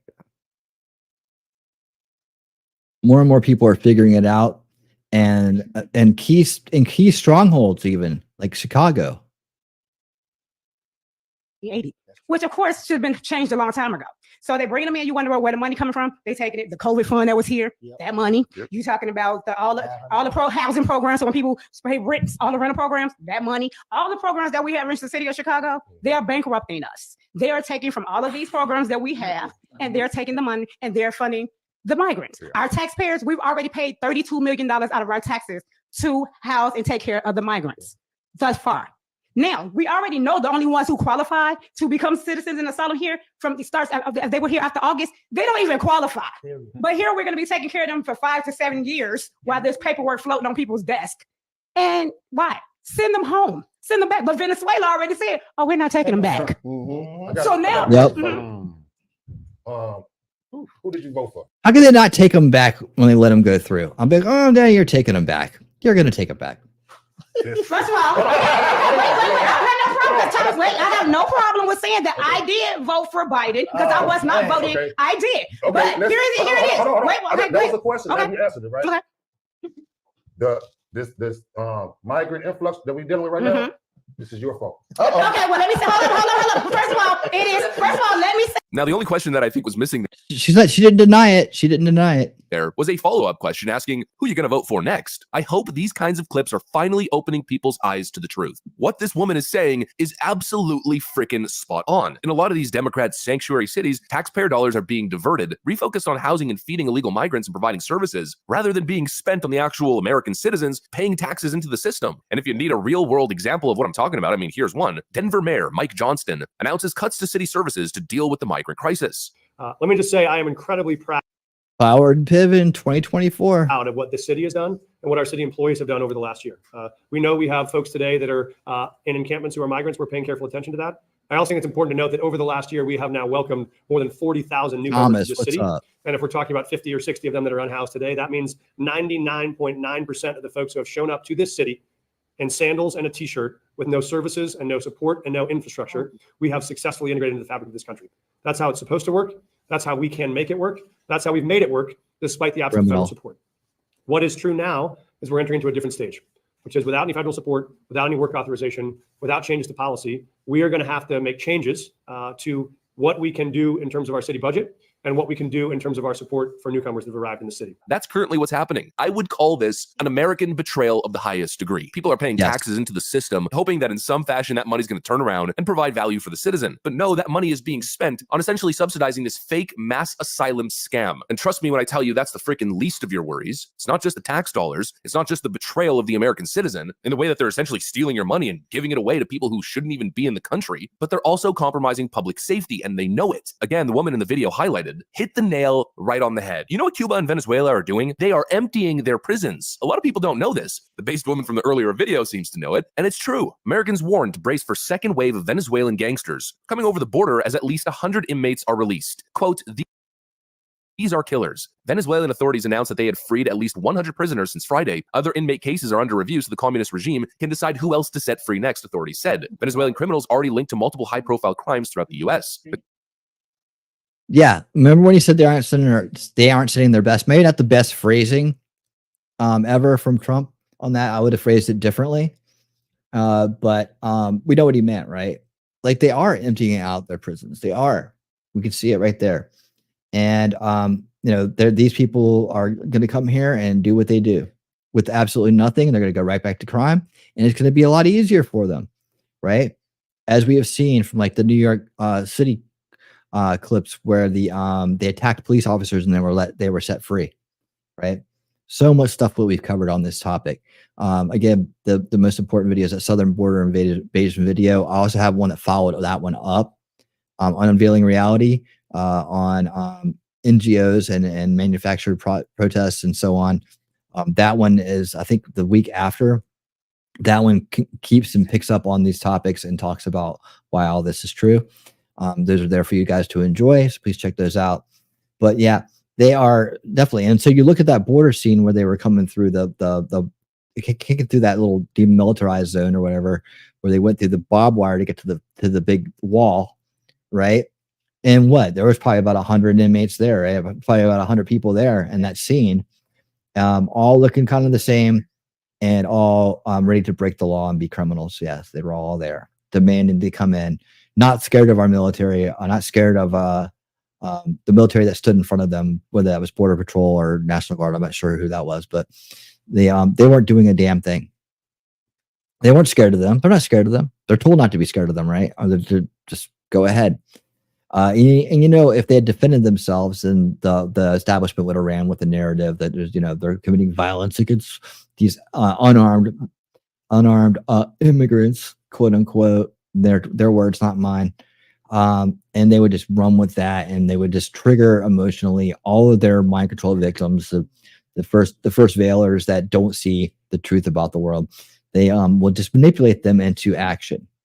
So it's very complicated in a sense that you want to push back. You should be pushing back with force in a situation like that, where our soldiers, our Border Patrol, whoever that is that was standing there trying to prevent those people from coming in, are being physically attacked, and our barriers are being taken down, right? That there's no way that should stand. And so it's weak that we're not pushing back with more people and more ferocity on people who are busting up the border.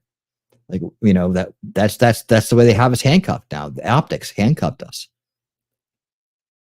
So let's continue. The communist Venezuelan government is taking advantage of Joe Biden's open border policies. You know what they're doing? They're emptying their prisons and shipping them over. No longer our problem. The Venezuelan government has caused mass poverty and starvation, which of course is the perfect environment for a criminal underworld to start breeding. They've created a criminal virus, and they're now shipping that virus straight to the southern border. You know, it's no surprise that violent homicides in Venezuela have now fallen to a 22-year low on migration. Venezuela's rate of violent deaths dropped to its lowest levels in more than 2 decades following years of massive migration, as both criminals and victims fled the nation's economic crisis. FBI agent, others warn of Venezuelan gangs entering the United States. The U.S. Border Patrol said it detained 38 suspected Tren de Aragua members between October of 2022 and October of 2023, some right here in the El Paso border, according to a report by CNN. I also spoke to former Texas Border Patrol agent Amon Blair, who says the Tren de Aragua uses extortion to fund their organization, going to local migrant-owned businesses and extorting money from them.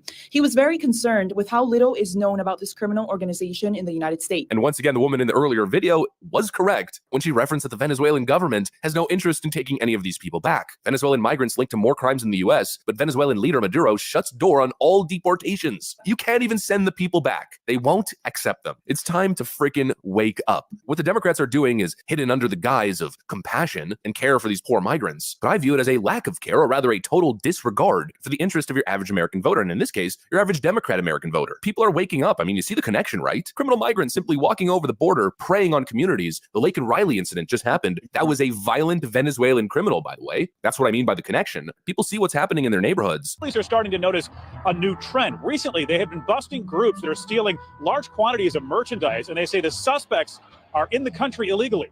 It's an ultimate betrayal. Joe Wow, Biden and how his about little that? goon, Alejandro Mayorkas, have officially been exposed. Democrats are importing criminal migrants into your neighborhoods. They're taking your money and putting into those criminals' pockets. And when some of these criminal migrants are caught either assaulting somebody, robbing someone, or in the worst case, murdering somebody, what's the Democrat Party response? Well, they're more focused on policing language. They're more focused on scolding people, scolding President Joe Biden for using the term illegal. They're more focused on empty virtue signaling, pandering nonsense than they are on protecting American citizens and, of course, the average citizen's economic interest. It's time to wake up. Realization is step one. I guess the question is, what are you going to do about it? In other words, are you going to keep voting for it? That's what I got for you guys on this one. Hopefully you enjoyed it. If you did, make sure to leave a like and possibly subscribe. You know, we'd love to have you here. Thanks for watching, and I'll see you on the next one.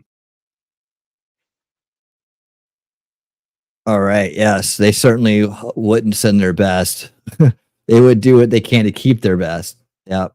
While sending the ones that detract away, so it would become someone else's problem. I mean, wouldn't that work great for us? Can we just send all of our troublemakers to another country? That would be great, right? There'd be a lot of people somewhere else, that's for sure. But we send all our troublemakers somewhere else. Yeah, let's send them all somewhere else. Yeah, and then there's good people that get mixed in they get mixed, right? They get mixed in. They shouldn't even be trying to come in there. Good people wouldn't try to do it the wrong way. You know, it's really giving a middle finger to all the people who are trying to do it the right way. It is.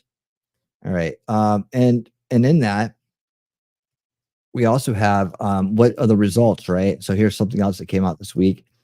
In terms of, yes, and Suzanne, I am playing a little quicker speed. For time's sake, so I can get as much in as I can.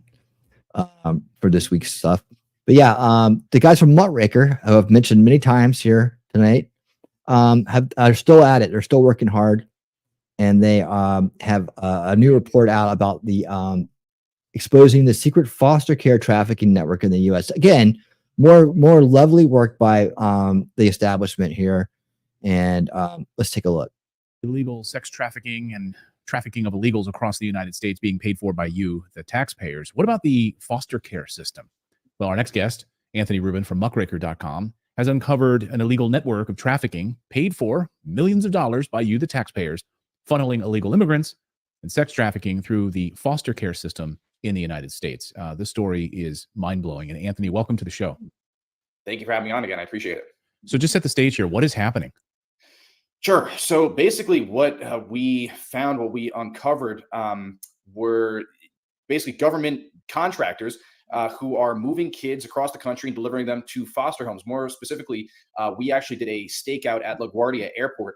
And, you know, we would just wait for flights to come in from Texas. And then every day you'll see this happening. You'll just see groups coming in with kids. I don't know, 4, 5, 6, 7 kids, somewhere around there. Some very young, some, you know, older minors, maybe 16 or 17, the ages vary.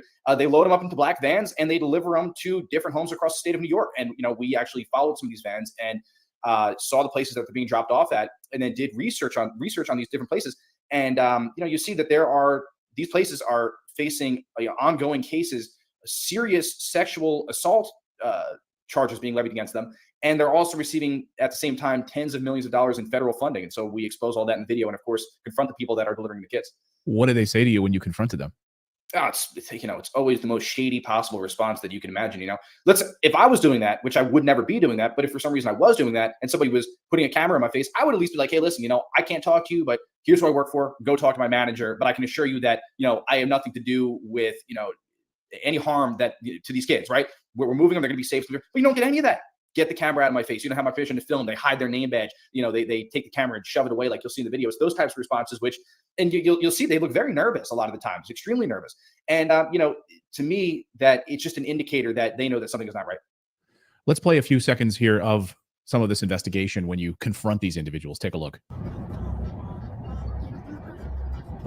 What's going on, brother? Hey, no, can you not do that, please? Yeah, don't touch me. Get the fuck out. Don't touch me, dude. Can you go? Don't touch me. Can you go?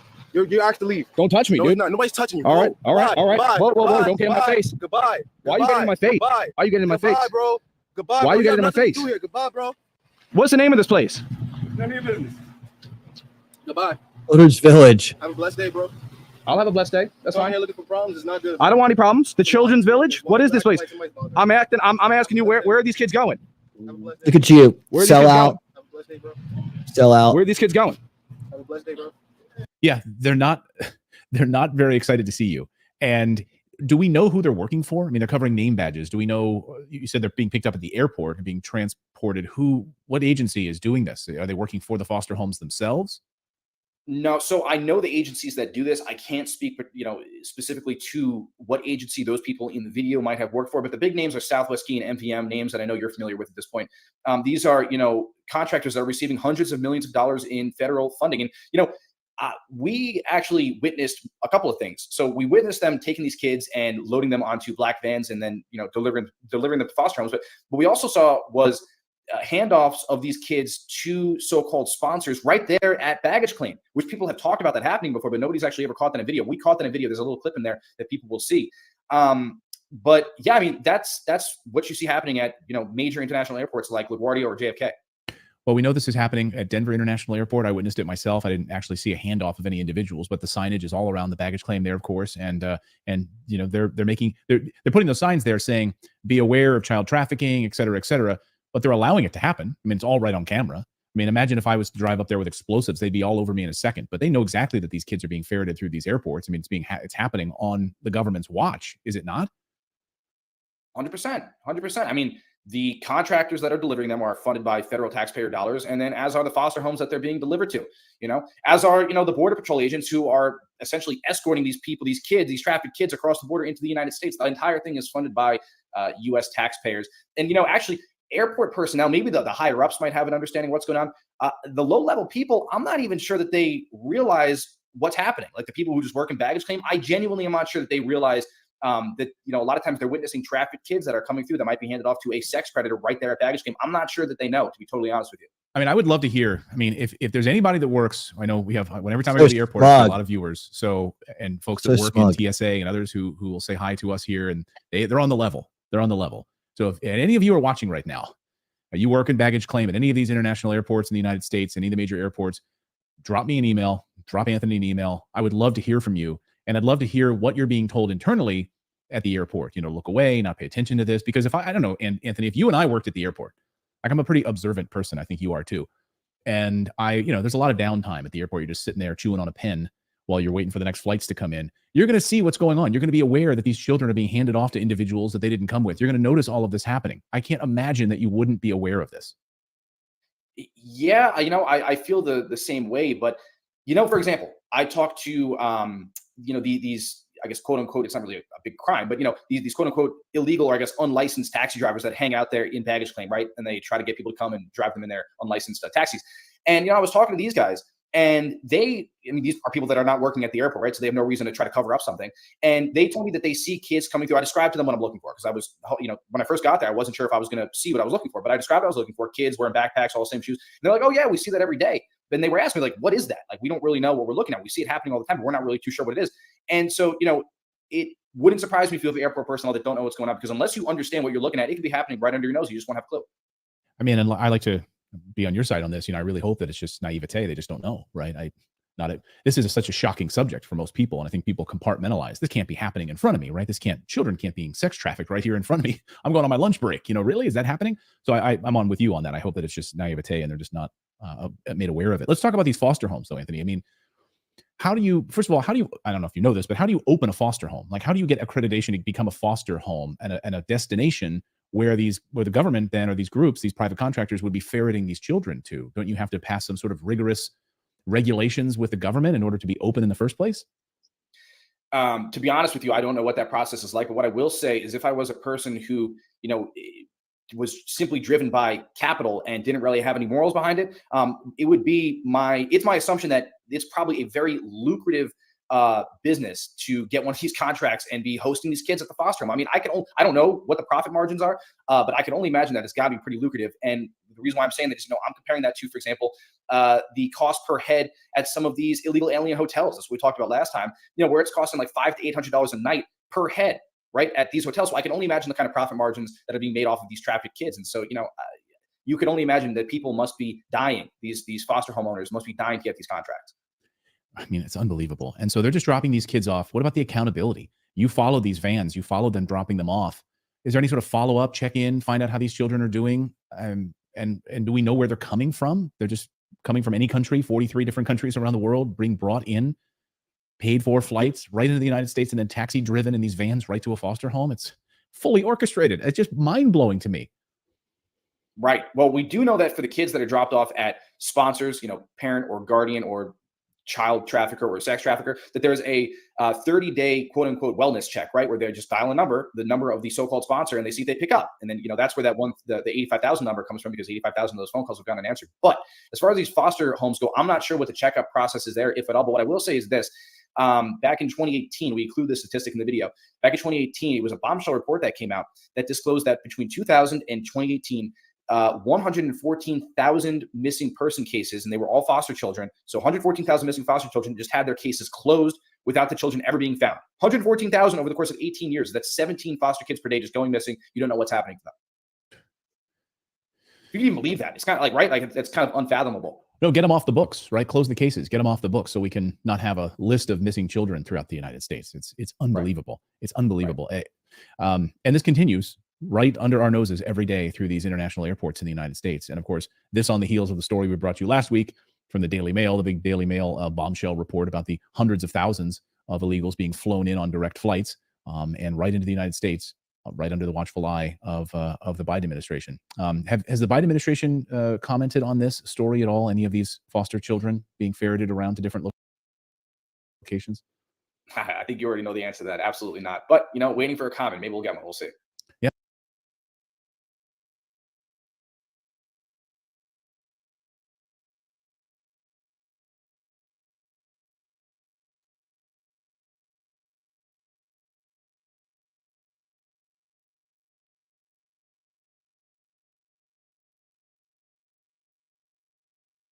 Okay, so that's I'm gonna cut that right there.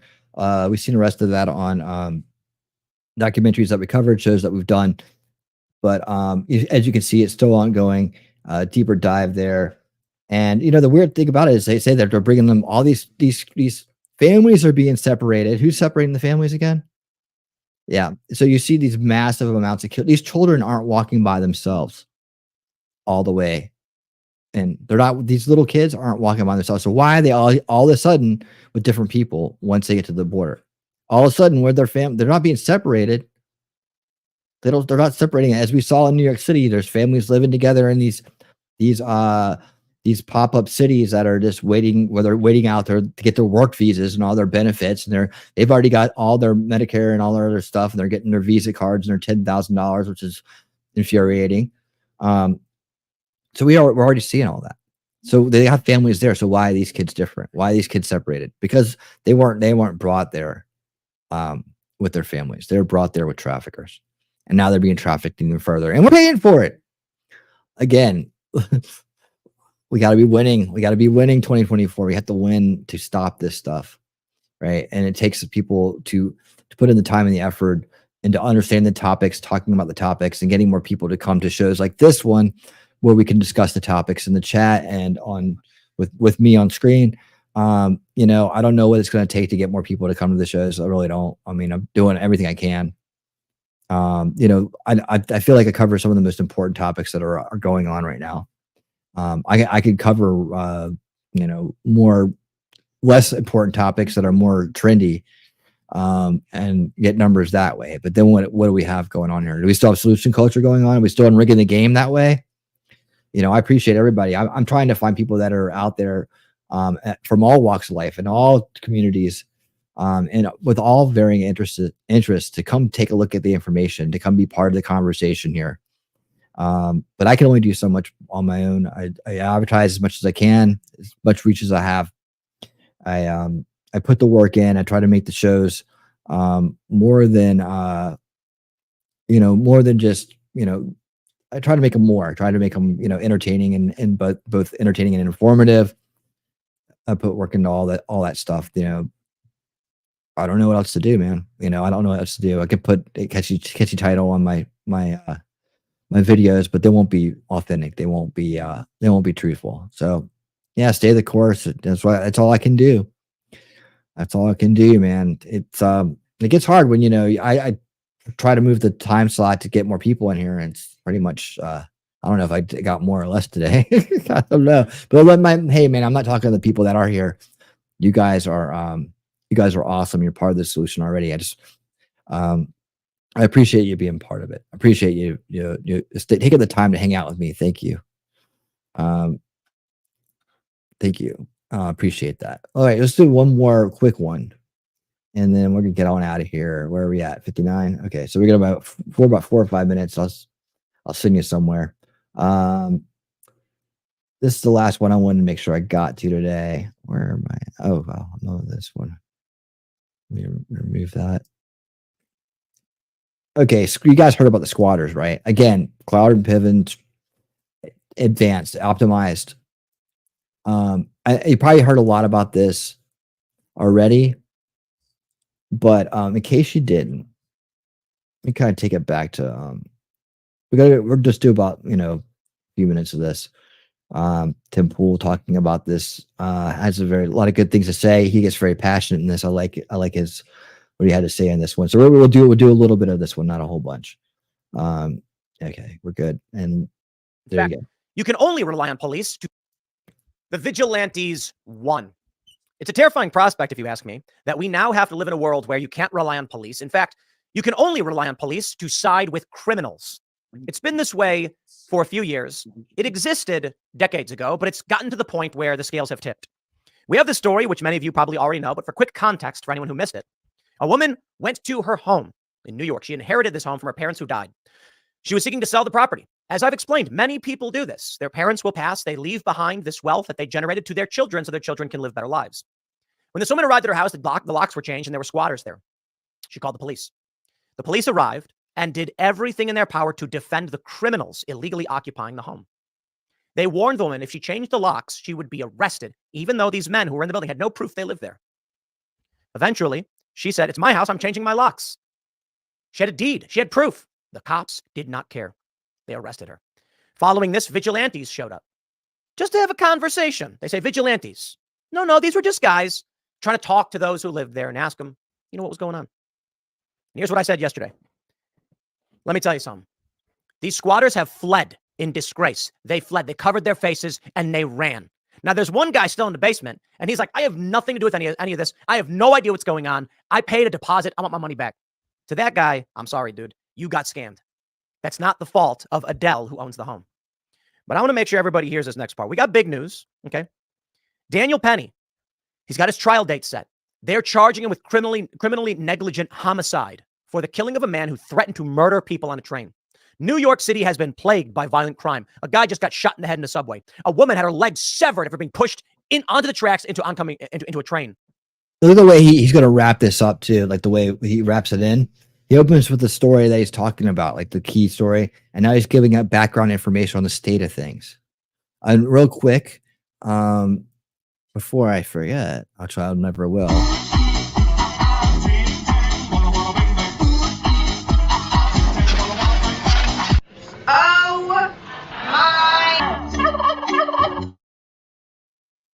Thank you for the $10 super chat. Talking trash and truths. Integrity and purpose aren't popular, but very necessary.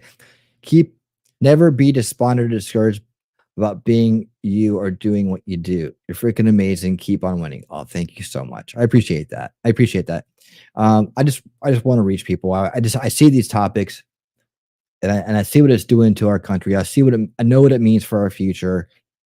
And I just want to reach more people. I'm just happy that there's people like Tim Pool and Benny Johnson and Tucker Carlson and Alex Jones and Brandon Tatum and other people out there that actually can reach people. I'm going to keep doing what I do as best I can do it while I can still do it. And I have, I have a lot of experience and information about these topics, and also have a way of looking at it that kind of shows us the long-term solutions to the root cause solutions, so that's what this channel is about. Yeah, you're right. I can't sit here and just, I don't know what to do. I don't know what to do but keep doing it. And hopefully the chat picks up and people this is a place that people want to come and to have discussions about things, where they can actually be heard and listened to and talk about these kind of topics. I'm not gonna get into the griftathons that are out there. Though if I was smart, I probably would, because but I won't, and I'm not, because these are more important. Because without this, knowing this stuff, without stopping this stuff, we're not gonna have a future where the griftathons are even possible. People think they got it easy, they think they got it made, they think that nothing's gonna happen to them, and I hate to be the bearer of bad news, but and as everybody that comes here knows already, but they either don't know or willfully ignore that, it's not going to last. And even though you think you got something today, it's going to be gone tomorrow if we don't stop this criminal establishment from reigning power over all of us. This isn't going to happen. And there's no future where that doesn't. You get to keep all the things, and you get to keep living the way you want to live and ignoring reality, and everything goes on just fine. There's no future like that where that works out. But I'm not also trying to be a doomsayer. Like I do good news of the week on Saturday nights, on Winning Saturday Night, and I do funny videos, and we have fun too. We commune too, and I hopefully do more of that. But there's plenty of channels out there that for just doing that, and there's not that many channels that do the opposite. So where people just want to come and talk about things and work things out, solutioning, that is, a lot of news, but solutioning is the key for long-term success, and to actually get out of this thing where we can just chill out and have fun, laugh, and do all these things, and not worry about an agenda, a corrupt agenda coming after us, right? So let's continue. And thank you for that. That was coming. You had one a viral video now of someone getting slashed in the face with a knife. Crime has gotten so bad that the governor deployed the National Guard. Yet here we are. Now this next part, it's my favorite part. It's unfortunate. I don't like living this way. I don't think we should have to live this way. But you know what happens when vigilantes, you call them vigilantes, we call them good old boys, we call them some local neighbors, whatever you want to call them. They show up to that house. They knock on the door. The squatter answers. And the guy says, just curious what you think you're doing in this house. And the squatter says, look, man, I live here. And the guy says, do you? You think you live here? Okay, I'm going to tell you what. The first thing I'm going to do is ask you politely. By tomorrow, you are not here anymore, if you catch my drift. That's all I'm going to say. And he walks away. When the press asked these quote-unquote vigilantes what they were doing, they said, we're just here to talk. We're just here to talk. The squatters got the message. You know why? What would end up happening if those squatters said, take your warning and shove it? See, the squatters know exactly what they're doing. They know they have no right to be there. They know that the police may protect them because the police are criminals all the same. I'm not saying every cop. I'm saying these cops in New York, they're communists. But you know what happens if these squatters stuck around? They wake up in the middle of the night to a tap on the shoulder. And when they open their eyes, there's three guys in ski masks holding crowbars. And the moment he opens his eyes, wham, right onto his kneecap. He screams. He screams. They point the crowbar at him and say, next time, you won't be so lucky. And the guys in ski masks leave. Maybe that squatter calls the cops. Burglars. I was attacked. They had ski masks. I couldn't see their faces. I didn't know what they were wearing. I woke up, kneecap shattered. Dude's not going to be walking for a couple of years. When the police come, they say, well, let's ask the neighbors what happened. The neighbors say, I didn't see nothing. That's why these squatters fled. And that's what it's coming to in New York. Perhaps that's the way it used to be. It's not going to be neighborhood watch because the police are against you on this one. Penny is the perfect example. The police are not your friends, at least in New York City. And everybody says, no, look, you look at the small towns, things are good. Yeah, no. That's fair point. Fair point. I totally get that. Day-to-day basis, 80% of the time, I'd say. When you're dealing with a small town, because I know my cops too. There's like 5 of them. We know them personally. That's what I'm talking about. Small town, it's not the same thing. Small town police are basically your friends protecting your neighborhood. These police departments in metropolitan areas and suburbs, not the same thing. Not at all. There should be no blind back to blue. None of it.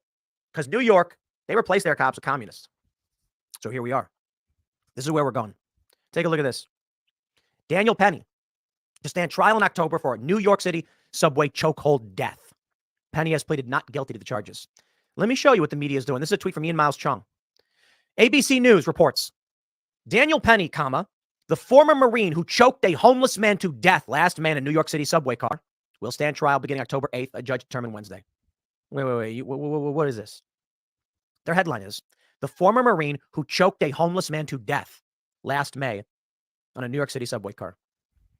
Oh, Daniel Penny's about to pay the price.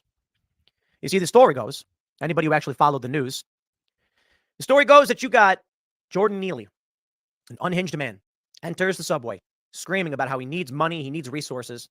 He doesn't care if he goes to prison, takes his jacket off, throws it on the ground. According to some witnesses, he was threatening to kill them. Daniel Penny and 2 other men subdue Jordan Neely. Penny puts him in a chokehold. Many people said he held him too long. The guy ended up passing out, but he didn't die right away. He died sometime after from complications due to the chokehold. Now, Penny is a guy who is seeing a violent man threaten people, with reports of crime being so intense in the subway that we are not at the point where they've deployed the National Guard. I think that context proves Daniel Penny is not the bad guy here. He's a good Samaritan who thought he was going to save the lives of his fellow passengers. But when you live in a communist state, this is what you get.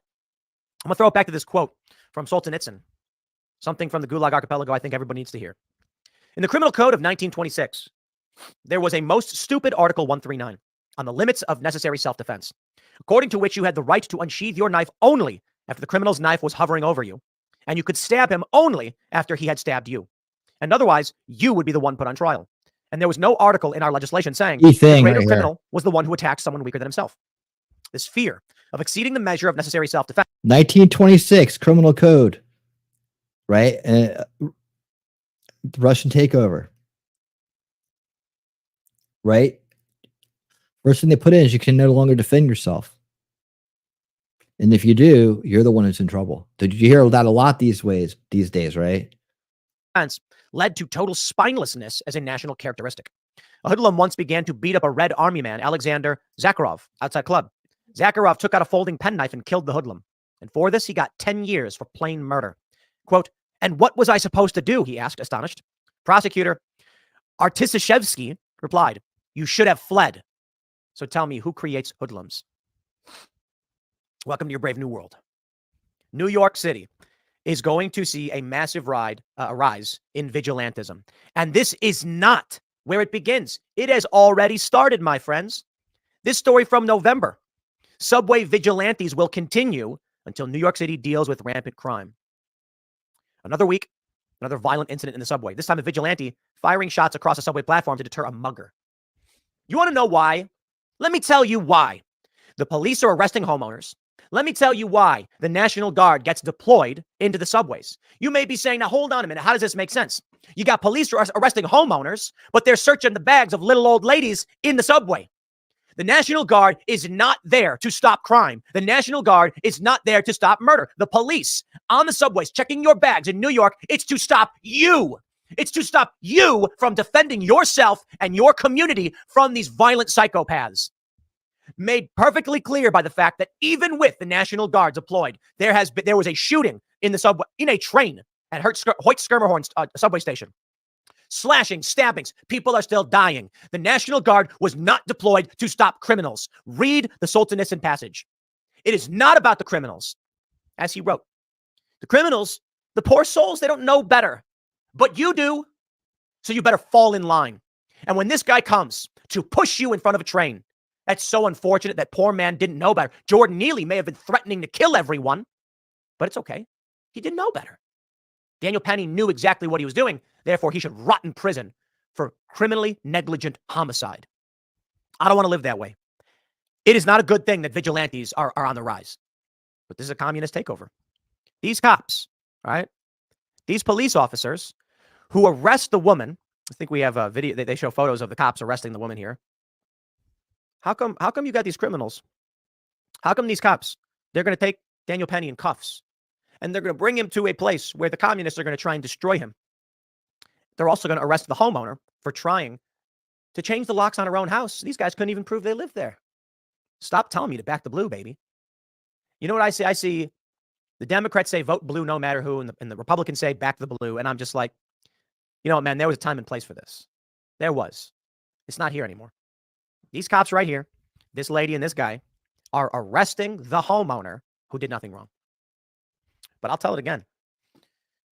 There's going to be a strong message sent. Because all they can and do maybe is follow the end orders. result is a net positive after some amount of time. I'd prefer to live in a country where the police enforce the law, they exercise appropriate discretion, and when a squatter is in a house who can't prove they live there, and the homeowner's got the deed and says this person's a squatter, the cop just says, I'm going to make things easy for you. You can leave right now and never come back. Or we can do things the hard way. That's what you'd expect to happen, right? And they come up with all these arguments like, well, how is the cop supposed to know? Look, there are certainly circumstances where there's a landlord-tenant dispute. That's fine. But this guy in this house, according to reports, this woman shows up with the deed. I live here. The guy says, I got a deal to live here. With who? Doesn't matter. It does matter. If I'm a cop and you come at me and say, I live here, I cut a deal with somebody, I'd say, tell me who cut you the deal. Show me the lease. I don't have one. Too bad. Get out. Don't care. Ain't playing that way. You didn't get a lease. You ain't staying here. You don't got a lease with this lady. You ain't staying here. We can do this the easy way or the hard way. But these cops, you see, they're communists. So when they showed up and this guy says, I live here, they say, can you show us anything that shows you've been here longer than a month? He pulled out some receipt for some kind of work. It should be You don't something even know like what it was. this, Not right? lease. Yes. A receipt? That's not proof you've been living there. Imagine going to the DMV and being like, I need to get a new ID. Okay, what's your address? It's right here. See, I have this receipt I paid for a guy to mow my lawn. They're going to be like, works for us. Here's your government issued ID. Never going to happen. So why would the police accept that? What's going to come next? You think Daniel Penny's the beginning? He ain't the beginning. Not at all. Not at all. I tell you what's coming next. We've been talking about this one for a little bit. Shocking moment. TikToker tells illegal immigrants how to invade American homes and invoke squatters' rights. Here you go. Provocative video is seen more than 3 million Watch times. this. This is what's coming to New York. Yeah, In New York, so- what you're going to end up getting, this guy right here, he made a video where he says, you invade the home, you take it over, it's yours now. You fix it up, you sell it. What's going to happen with New York? So they're bringing in millions of non-citizens into this country. I'll tell you what I fear. And I'll stress again, we do not want this future. But I'll tell you where we're at. Democrats are bringing in massive waves of criminal aliens into this country. It gives them electoral power in Congress. No. You think Democrats actually have a majority in Congress? They don't. They do not represent this country. They are using criminal aliens to fluff their congressional district numbers so they get extra seats, an estimated 13 to 17 extra seats. So you're wondering why it is. How come the Republicans don't have a stronger majority? They say, haha, you thought there was going to be a red wave. They all blame Donald Trump. No, it's because Democrats should be down by 13. Republicans should be up by 13 on top of their already majority. But they've been cheating. What's coming in New York? I'll tell you, these guys, they're going to go on Zillow. They're going to go on Craigslist. They're going to find vacant properties. They're going to do simple things. They're going to call a landscaper. Come mow my lawn. Do you know how landscapers work? They show up, they mow the lawn, they leave. You never talk to them. So let's say you got a rental property. It's on the market. You're saying we're trying to find a tenant. Sunday morning, 7 a.m., guy comes and mows the lawn. Ain't nobody says anything about it. Squatter has the bill. He waits 30 days from the point where he got the lawn mowed. Then he shows up to the vacant property, kicks the door in, breaks the lock, picks the lock, whatever, calls a locksmith and says, I live here. Locksmith says, you have proof? He's like, oh, I got a receipt for my landscaping. Locksmith might not accept it, maybe. Maybe he says, whatever, it's fine by me. I don't care. Great point, Jacob. Good enough for me. Or he just I'm saying that's what's coming. I think that's goes what to he's hardware saying store, too. buys new locks, changes the Vigilante. locks. I got to be honest, picking locks, really, really easy. People in movies, I got to be completely honest. You Google search how to pick a lock, you're going to be like, you'll learn it in 3 minutes. Not kidding.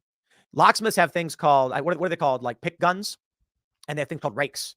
You literally just take a torsion wrench and they take a tool and they put it in and they. I don't think move he's it going to really play it, fast, Mimsy, pop so right you up. won't have to There's get things called triggered. pumpkins. Super easy for these people to get in. They get in the house.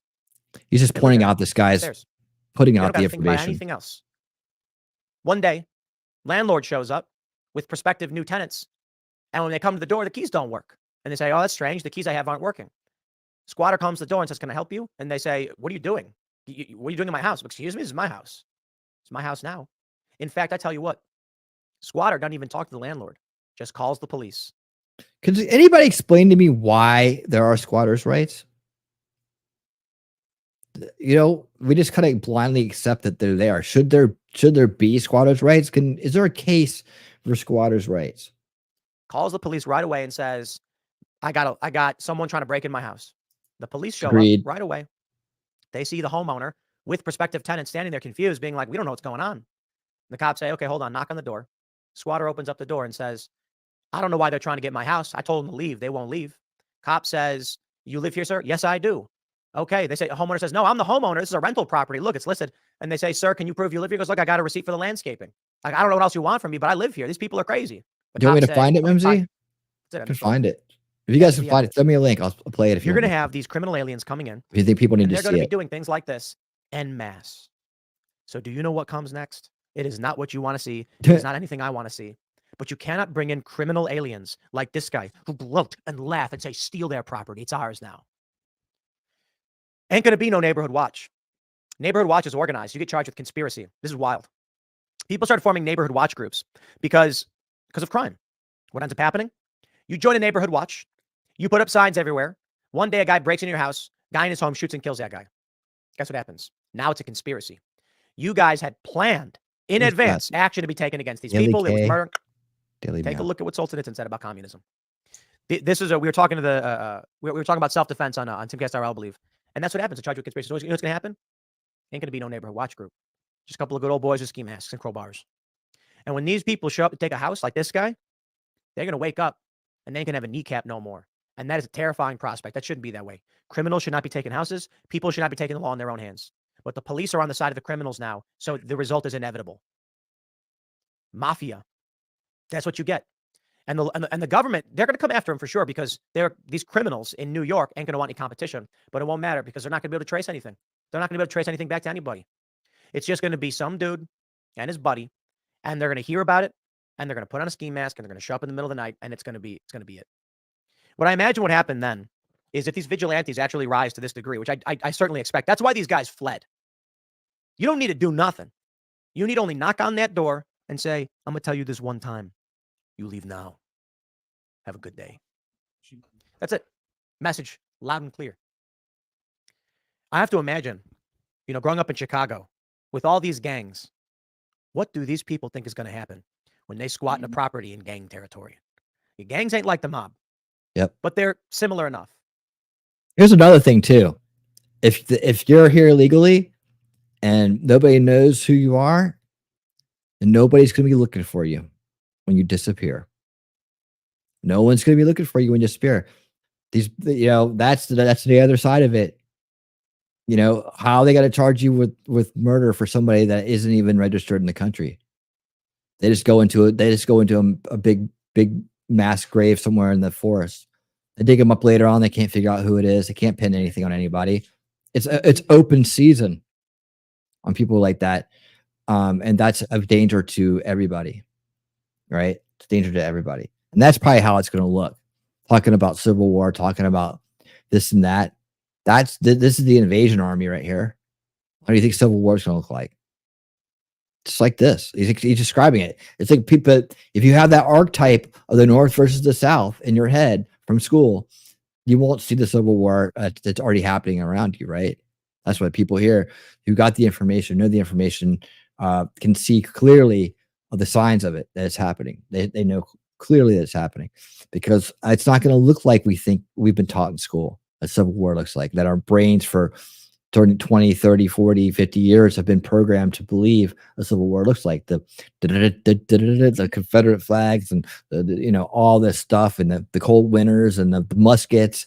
Those things don't exist anymore. This is the new civil war. And he'll tell you, is it coming? Dude, he's been saying that forever. I've been telling him forever. It's been here since you were born. It's only like the last 7 to 10%, 5% of a war is kinetic. It's actual bullets flying. And we're fast approaching that time, but it'll look like this. It won't look like the North versus the South. Those days are long gone. I got to tell you something, dude. The way the gangs operate in Chicago, this guy makes a move on Chicago to try and squat in a property 6 feet under. Ain't no question. Nobody look for you. Wake up. Yep. The gangs in Chicago don't mess around. It's crazy. You hear these stories, man. Exactly. Growing up, I'll tell you what I heard. I don't know. Exactly. A whole lot, You're ready. I know you're gangs, ready. I've seen your readiness. They don't care about nothing. You walk into their neighborhood and you're the wrong race. That's what Jacob's gonna be talking about tomorrow on his show. Make sure you guys are following Jacob Castro because he will tell you how to get ready. And he's a very prepared man. If you take a look at his streams, you'll see that really fast. And they're gonna hurt you. I hear these stories. You're Latino, you walk into gang territory in a black neighborhood. They say, what you doing here? Insult, racial slur. You need to turn around. If you're white, ain't going to be that. West Side Story. A friend of mine walked into a black neighborhood in Chicago. It's extremely racially segregated, but notorious gang territory. I'm not saying this is all the black neighborhoods or white neighborhoods or Latino neighborhoods. There are certain black neighborhoods that are heavily gang influenced. Certainly, there are certain mixed and white neighborhoods too. I'm not trying to make that distinction. But it was a white person who walked into a black neighborhood, and this older black man walked up to my friend and said, "Buddy, you got to turn around and get out of here right now. It ain't going to be pretty if you try and walk into this neighborhood." The reason is these gangs have initiation rituals of murder. You want to join the gang, you got to kill somebody. Why? Because they got to have the dirt on you. They got to be able to have something over you. Often it's a retaliation murder. They'll go to a kid who's 13 in the neighborhood. They'll say, "You have no choice. You join the gang or we're going to mess up you and your family." These guys are causing us problems because the kids will get out. They tell the kid, "You'll go to juvie till you're 18 and you're out. If I do it, I go to prison for the rest of my life." That's the game they play. These people, they want to come into places like Chicago. It ain't a question of vigilantism. It's a question of you cross those gangs, you cost them money. You ain't going to like what happens next. In New York, we already seen it. The vigilantes outright sent that message. And they sent these guys packing. Vacate the home after national backlash post-millennial? Yeah, perhaps. I think what happened was these guys showed up. They said to this man, "You ain't going to play a game with us because you ain't going to like what kind of game that is." And he just immediately was like, "Message received. I'm out." This is what's going to happen to all the squatters. No one's playing games anymore. The police are on the side of the criminals. That means to enforce property rights, the mob and gangs are the only thing. That's a scary prospect, man. You don't want to live in Chicago. Yep, it is. Gang territories. You don't want to see what that's like. You don't want to see what this turns into. Yeah, post That's it. where we're at. It's part of the process to destabilize the machine. They want to destroy our system. They want to strip you of your inheritance. They want to give your country Post it away. to me and I'll play it. And it doesn't just go one way. We're going to see Sometime. mass vigilantes. I'll leave it there. Next segment's coming up at 4 p.m. on the channel. Thanks for hanging out, and I'll see you all then. All right, cool. I thought that was important to hear. But yeah, we're coming up on the end of the show for tonight. There's Jacob Castro. Make sure you guys are following him. Because he'll tell you how to prep up, and he'll definitely tell you how to take care of your firearms. All right. Okay. His name is Linnell Marino. The guy in the video is? What are we talking about here? Police are a fraction of the strength they were 6 years ago. Yeah. What about him? What about Linnell Marino? Why is his name important?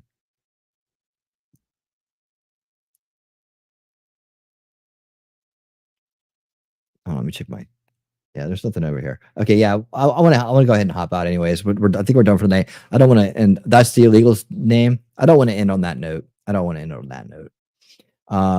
You know, I think we're all motivated enough to understand that you know, this is the way it works, right?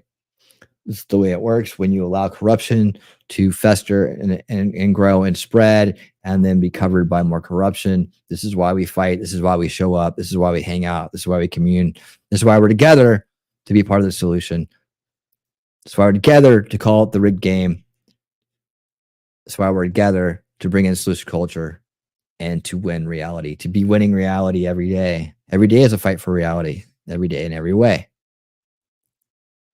Okay, cool. Thank you, Memsy. Thank you. And thank you for all the things that you do. And thank you to Wolfram and all the other mods that do what they do. I really do appreciate it. Thank you to everybody who came out today on YouTube, X, and Rumble. You guys rock the world. You're way ahead of the game. You are part of the solution, as I've said many times this show. So I'll make sure that you guys know it.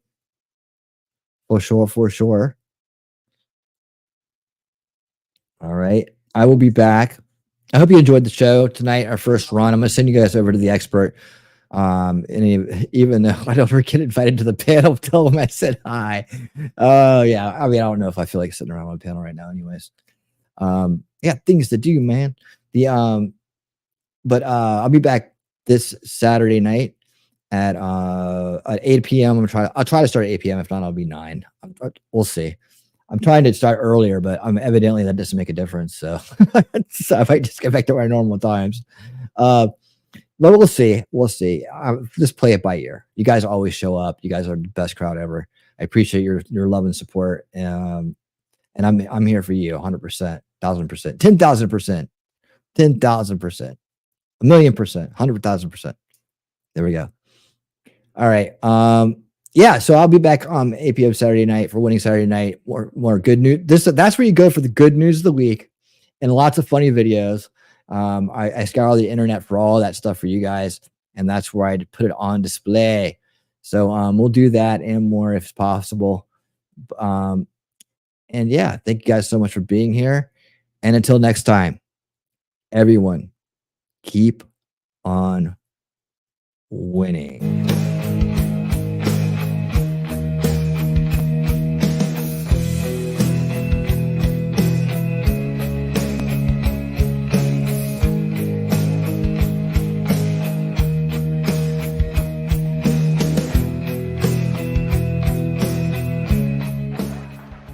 I'm going to leave you with this one final message. We're going to win the election. We're going to win it big. We're going to win it bigger than ever before. We're going to do things that nobody believed. It's going to be more important even than 2016. We are going to make America great again. Thank you. Thank you very much, everybody.